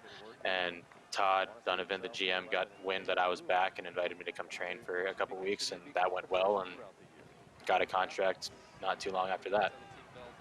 It's building Stanford East over here, another Stanford guy. So exactly. Are there any more of you out there? Other than Corey, I guess, is with. Yeah, Corey's out there. I mean, Briggs was actually joking the other day, saying, I like the Stanford guys a lot. I might as well just try to find as many as I can. It's gone pretty well. And there's a look at Nemanja Vukovic, who played on the 2014 team and an assistant coach with Tulsa now and still on that staff with Michael Tsian. 65th minute mark here. We're about to embark on another goal coming up for Sacramento, which is just incredible to say. I mean, there's times where there's stretches when it just seems so difficult to get a goal, and there's games like this, Sam. What is it? I mean, I guess if everyone knew, they'd make a lot more money. But is there something that, as a team, you can feel it, or is it just going your way? I think there are nights where you just feel that momentum, and whether it's tangible or not, I think momentum is just so powerful in keeping us motivated. And I think this is one of those times where it's really, really tangible. You can just feel that you guys are going to keep scoring, keep being dangerous, keep controlling the game. And I would say at this point we probably would have been unhappy to not put a few more in the net. So I'm glad we did. When did you break their spirits? I think that third goal was pretty crushing, especially just having it so early in the second half. I think that after that, they probably knew they were in for a rough night.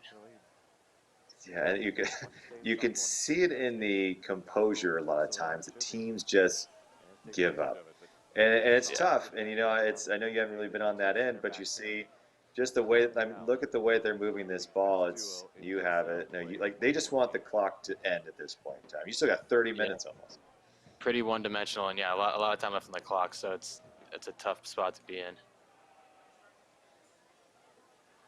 Anybody, now that we've watched more than an hour of this match, that stood out to you that you didn't really remember until maybe watching it here?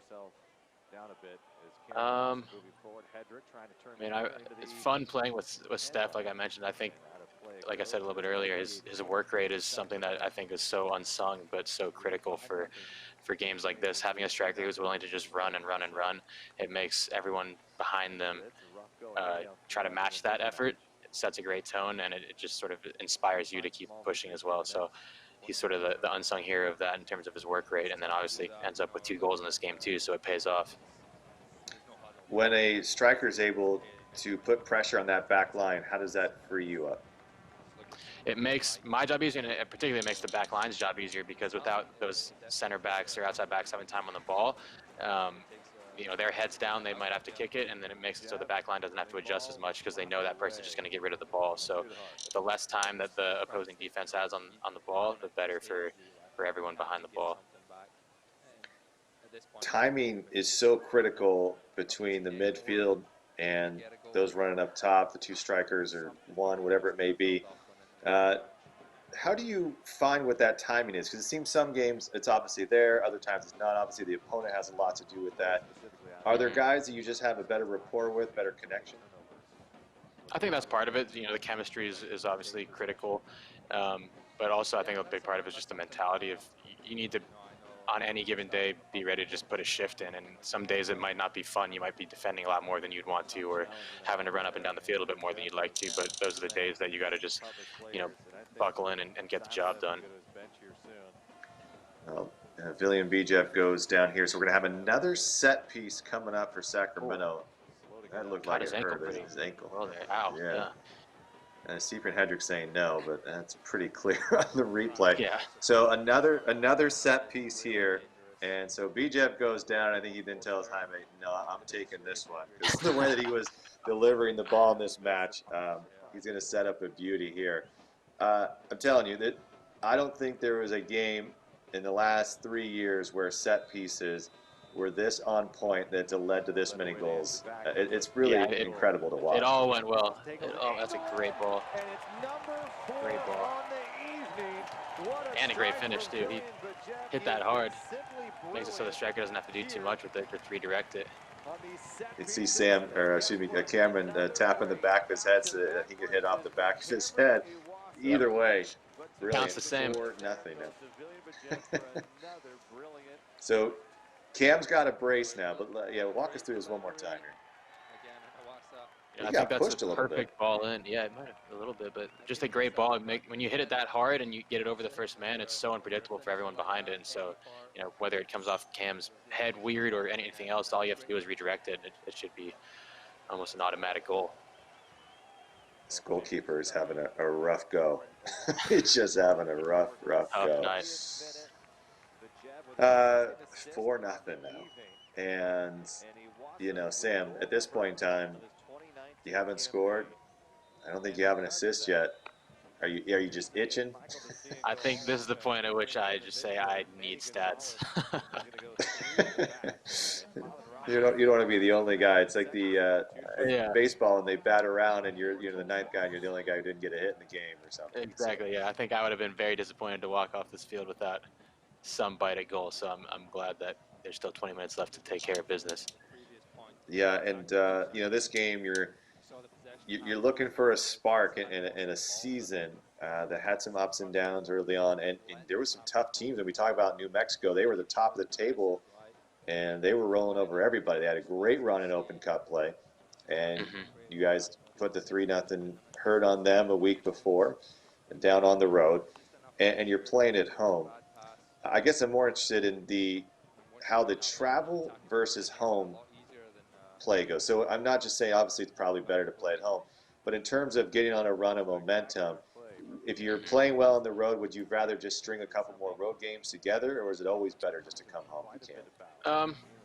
With our fan base, I would always rather play at home because there's some, road games where there might be 100 people in the stands and you barely feel like you're playing pro soccer.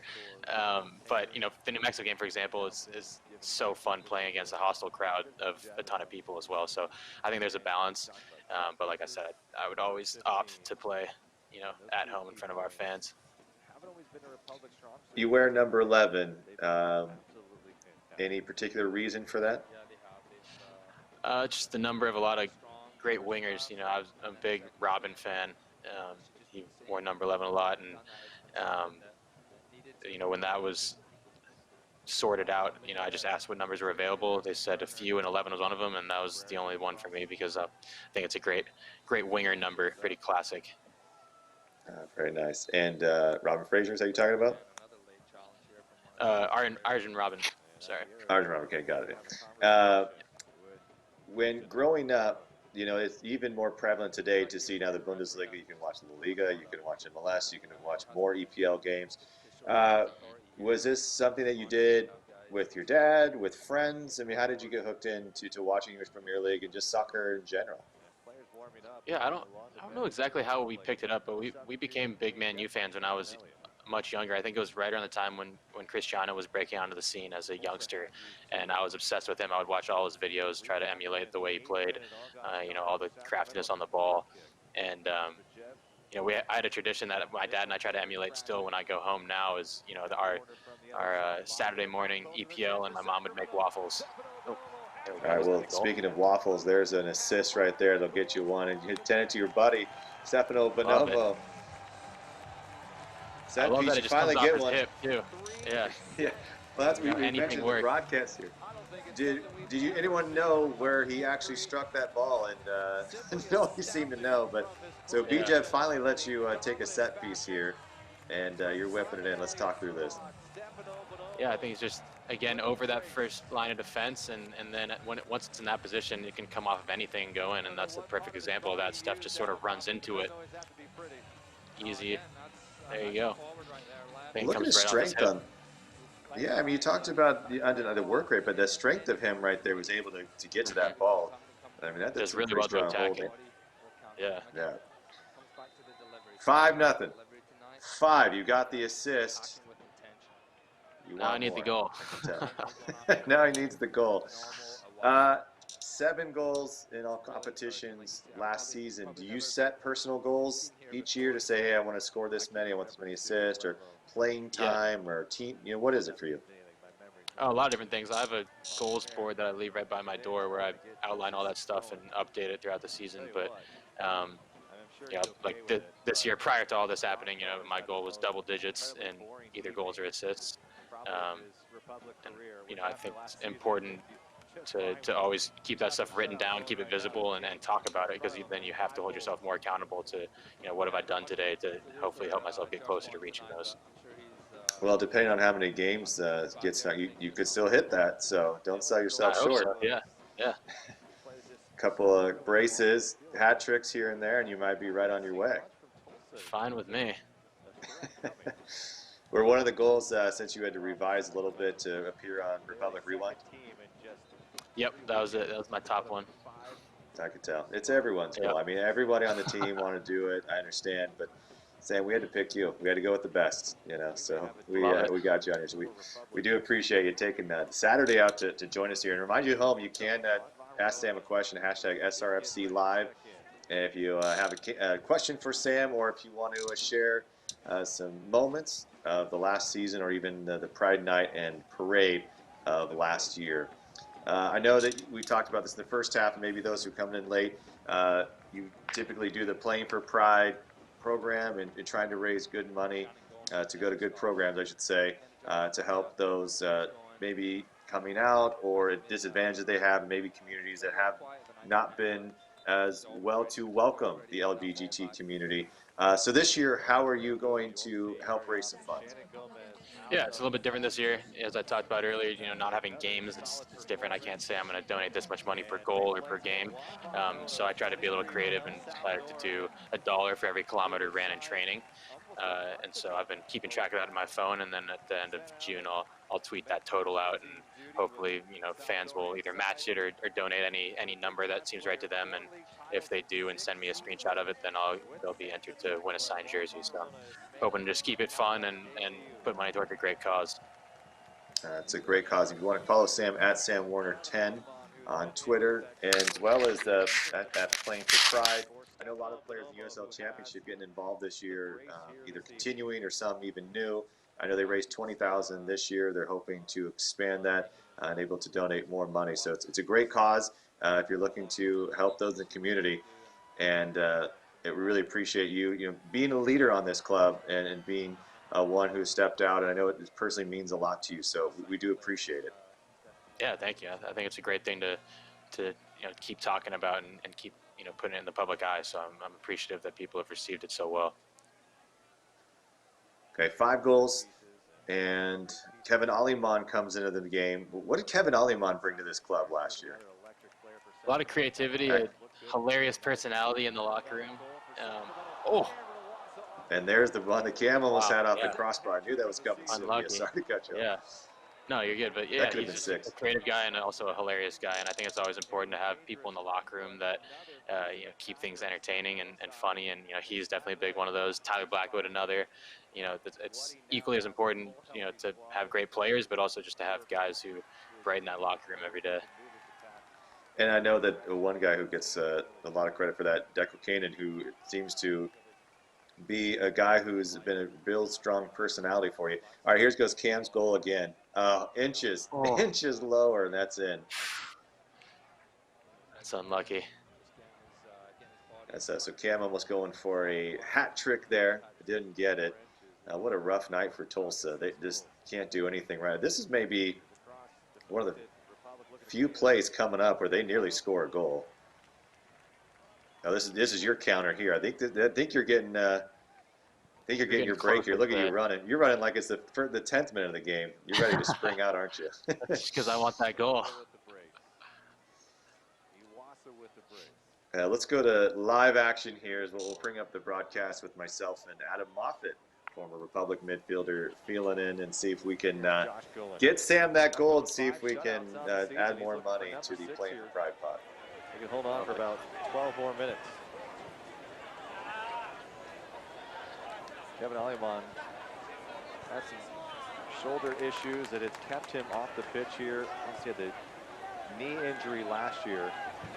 And one of those players, such an exciting guy to watch because he can do so many things offensively. You just feel for him that he's been injured. You just want him to stay healthy just so we can see him and play and enjoy it. Yeah, I don't think Republic fans have seen the true Kevin Aliman, and I have. I've seen when he first got here, just before some of these injury issues happened. He's a guy that can change the game. Out to Mirano, cutting back in, sliding down. There'll be no whistle. Well done, Brad. Beach on that far side if Werner can get his head up. Werner cutting in. Aliman's waiting. Werner's going to take it himself, and it's number 6 for Sacramento. Finally. Astounding. What a goal, my friend. I mean, I don't know what the speedometer said there, but your speed from about third of the field all the way to the finish was pretty incredible. You beat 2 Tulsa players, and I also noticed that you were going for goal. There was no cross coming for anybody at that point. Yeah, my favorite part of that is you can hear Adam say he's got Bijev on the side if he looks up, and I don't think there was 1 second in my head where I was thinking about passing the ball. And then you place it right between his wickets there. I mean, that's a foul. You were able to stay on your feet. The keeper actually had it covered well. That was, I think, the only place I could have hit it. tough spot for him to cover. When do you make that decision and where you're going? I mean, do you see legs go? I mean, is it that quick? Yeah, that was a pretty last second one where I think right as I cut in, the keeper has it. I'm not at the best angle, and so I just know that, okay, he's going to be standing up tall, trying to, make himself big, and that's probably the one spot that's most open. I don't know who tripped you, but did you go back to his face and give him a little point? I think the scoreline did that for me. Yeah, I don't think it was probably enough at that point in time. So a goal and assist. So a pretty incredible way to get it as you tack it on toward the end. And yeah, you got to feel for this Tulsa side, but you don't feel that bad. I mean, this is what you're out there to do. Games where 6 goals are scored. Have you been in many of them? I can't remember the last one other than this, so it's fun, and I think those are the ones that you look back on of just those nights where everything in soccer goes right, which, like I said earlier, is so rare. There's such a fickle game, but this was one of those nights where it just seemed to click so well. You've had some pretty fantastic goals as a member of Republic. I know you think fondly back on 2017 when you had the game winner against Indiana, who actually happened to be Tommy Thompson's brother was on that team. Tommy obviously plays for San Jose, a Sacramento kid. Thompson family legends coming out of Granite Bay, Loomis area. And so you have that goal. That's probably really up there, probably as your college career goes. Any in Sacramento that stand out to you to say, this is going to be one I'll never forget in my professional career so far? Yeah, I think one of my favorite ones is the San Antonio one at home where I cut in, bang it upper left with my left foot. I think that's a sort of like my prototypical left footer's finish. So that one feels really great. And, that college one is obviously huge as well. And Tommy Thompson's older brother, Ty, was my captain at Stanford when I was younger as well. So that whole family has been involved one way or another. Man, his dad was a legend in Indiana, I know, as well. So it's quite a string of talent there. It's pretty unbelievable. Look at the coach. I'm still expecting double digits in either goals or assists, Sam. Love it. I like it. Yeah, so, yeah, me too. So, no pressure, but we'll see. I'll take it. I like the pressure. How about this as a random question for you? And if you could replay any game, but the outcome could change, what would it be? Wow, that is a great question. Thank you. Oh my, because obviously you would pick 2017 because you're like, I score the game winner, I'll do that all day. Yeah. But you don't know. I think if I'm picking a Republic game, it might be that the New Mexico game at home where we tied it late and then they scored a worldie of a goal it was soul crushing to concede that late. I would love that game back because I think we were all over them and probably deserved 3 points. Yeah, that was a big win for them too because they were fighting to get back in the playoffs at that time. Yep. And yeah, what a battle that was. Okay. That or the Galaxy 2 game last year also because I hated that Tomas didn't lose to me last year. That there's nothing worse than that. So I'm pretty mad we didn't beat them at home. So Thomas, we haven't seen obviously him play yet. He was injured for most of the preseason. What kind of player is he? He's just super tenacious. You will probably never see him lose a header. The number of balls that guy headed in college he has to be concussed permanently. It's unbelievable. But he's just a super competitive guy, which is something you always want to have in your team. So he brings that competitive edge and is a really fierce competitor. So he's leaving Los Angeles and he has an opportunity to join you. Was it an easy campaign to say, hey, come play with Drew and I? Or, I mean, how did those discussions go? Was he it was a really funny time in the off season. Him and our buddy Corey that I've talked about, who plays RSL, came and visited me in Portland, and we were talking then about what was Tomas doing. He had a few different things on the line at that point, and he had said to me then, if nothing in MLS works out, I'm just defaulting to Sac. No questions asked. There's nowhere else I'd rather be in the USL because of obviously the great fans Sac has and the great city it is, and he has myself and Drew here, so it's perfect place. And then fast forward a week, we were at Drew's wedding, and that's when he found out that Sac would be the place he's coming. So it was on the day of Drew's wedding when he told us, yep, I'm a Sac player now, guys. So that was a really cool day. What a fun day. I'm sure you guys celebrated a little bit that night as well. Got a few. Have you? A few Gatorades, I'm sure. Keeping healthy. Exactly. So, playing with friends is like working with friends. We think of it as sports, so it's going to be but I'm sure there's some intense moments, and there's been moments, I'm sure, at Stanford where you've gone at each other a little bit and pushed each other. What's it like to strike that balance? I think it's, as long as the relationships are healthy, which they are, I think it's so positive to be able to, there have been days of training both in college and here where, with Tomas, for example, we've been absolutely at each other's throats and leave the training field and go to dinner and everything's normal. And I think that's such a healthy relationship to have where you can be ultra competitive together. It ends up pushing each other. And then are totally fine once you leave the field. Are you harder on each other? I think so. And, being best friends, I think it's easy to be the hardest on each other. And I'm totally cool with that because I think both of us know what we can get out of the other one. And if you can push yourself and your buddy in a positive way, I think it's always going to lead to good things. Well, we hope, at least the one positive out of this break is that some of the guys getting healthy. I know Roro was dealing with something. We had Tomas dealing with some injuries. Carlton Belmar broke his nose in training. I mean, you had a lot of guys going through some things that start the season. You weren't even at full strength. So, hopefully everyone will be pretty much ready to go. I guess by the time we kick off in July. That's been the blessing in disguise with all this time off is, I think basically everyone's, raring to get going. And, even guys like Shannon who've been coming off such a big injury are now getting really, really close to being able to play, which is super exciting. Yeah, even Jaime Villarreal. I mean, you guys went from a team that was trying to figure out, Mark's probably toying with, do we go 3 in the back? What do we do here to try to solve this? To now having, a full strength squad, because most teams don't go into the season hurt. Yeah, it was such unlucky timing for us with all those injuries kind of happening at the same time. And I think it'll be great once we're back having full strength in our squad. Great competition for spots, and it just leads to everyone pushing each other more. What's maybe a thing that you wouldn't have thought you would have missed that you missed during this break? That's a good question. I think just being at team training, there's just an added intensity that is so difficult to emulate when it's just yourself or just me and maybe a couple of roommates or whatever it is. So I just missed that added level of intensity.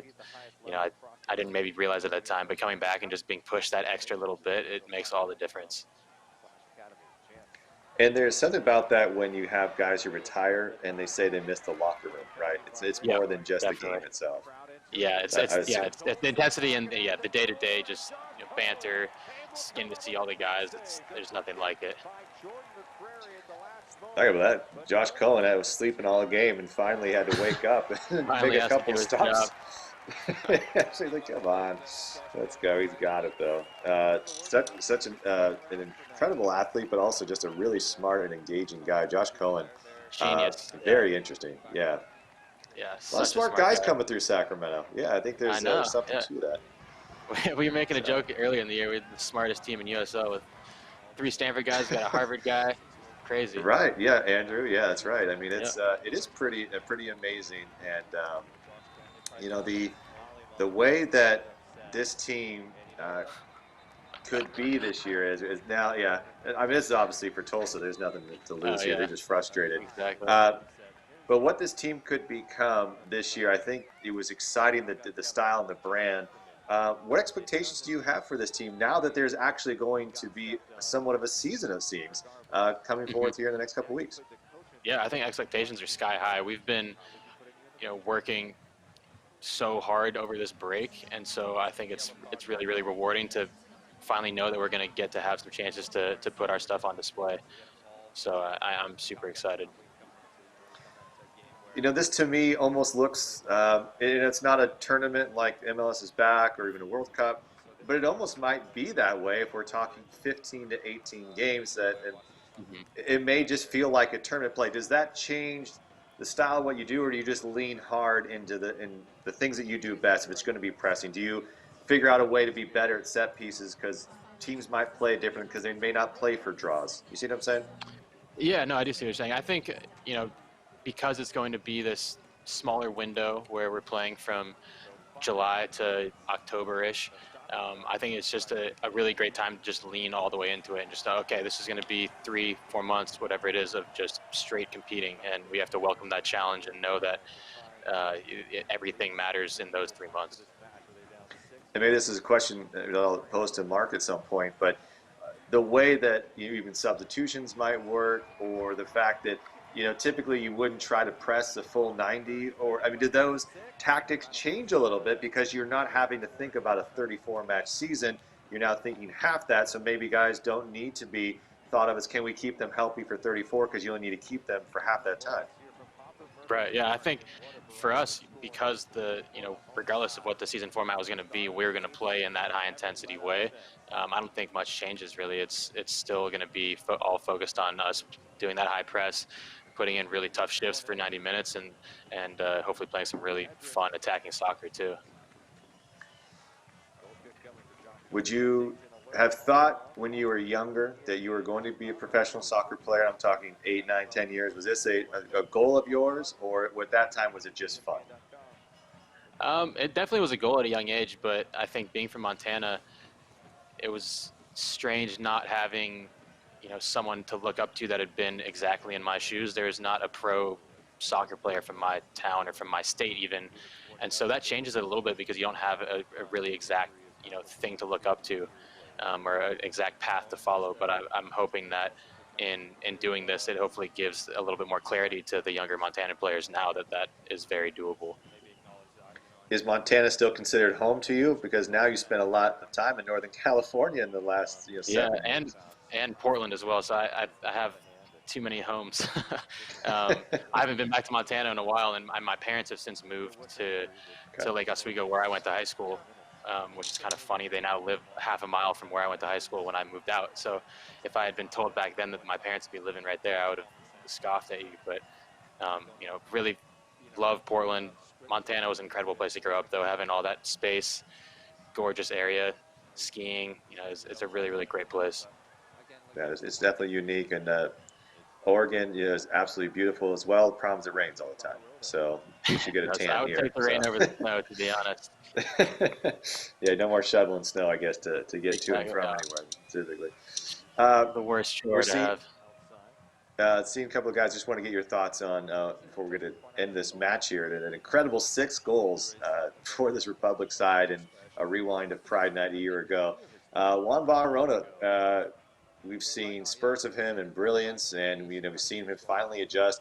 We didn't probably think about the hard adjustment for a guy who had never lived in the United States, didn't speak much of English at all, to try to communicate.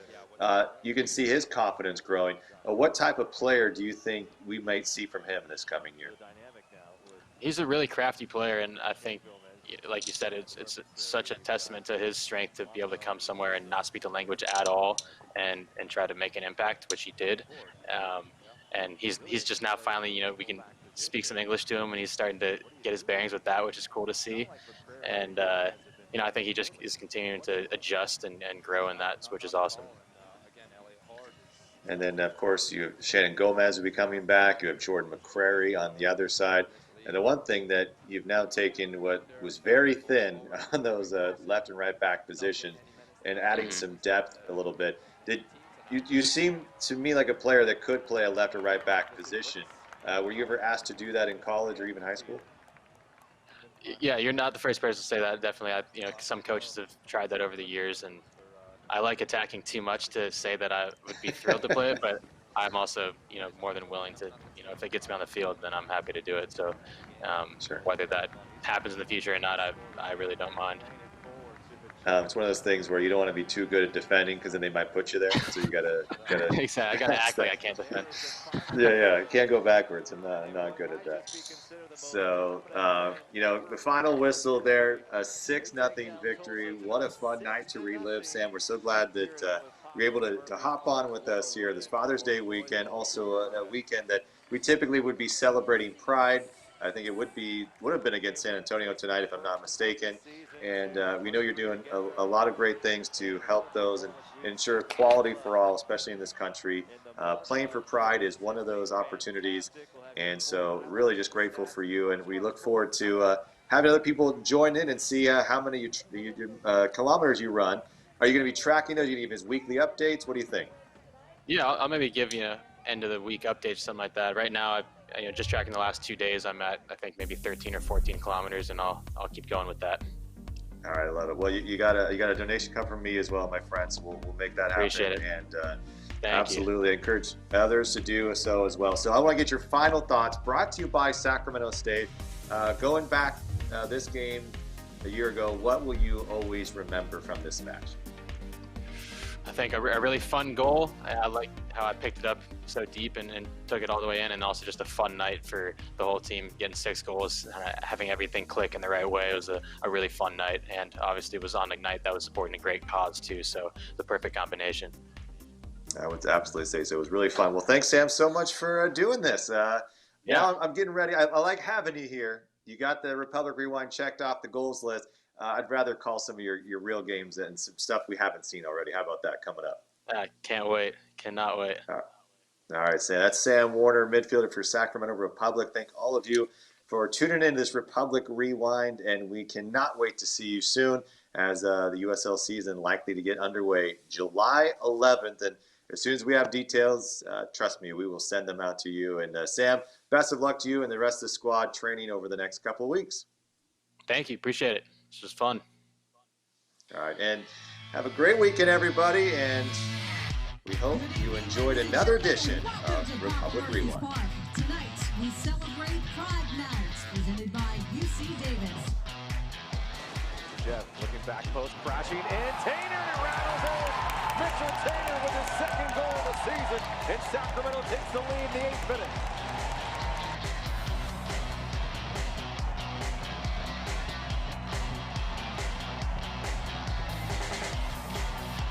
Prairie moving into the 18, trying to find some space. Ball deflected. Here's a Wassa. It hits in the back of the net. Sacramento scored its second goal in the 43rd. Does it again. I told you, he's like a magnet in that box. The ball even takes the deflection, but he's there. He's always in the right spot.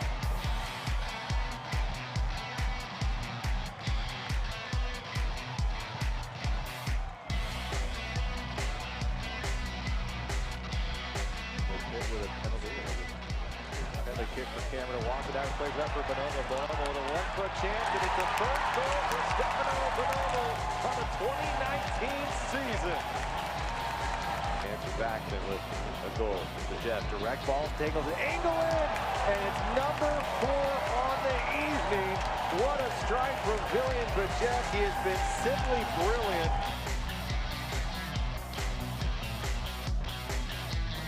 Now Werner from the other side, lobs it in back post with a chance for Sacramento. Stefano Bonomo has a brace, and the Republic have 5 goals on the night. Keep on that far side if Werner can get his head up. Werner cutting in. Aliman's waiting. Werner's going to take it himself, and it's number 6 for Sacramento.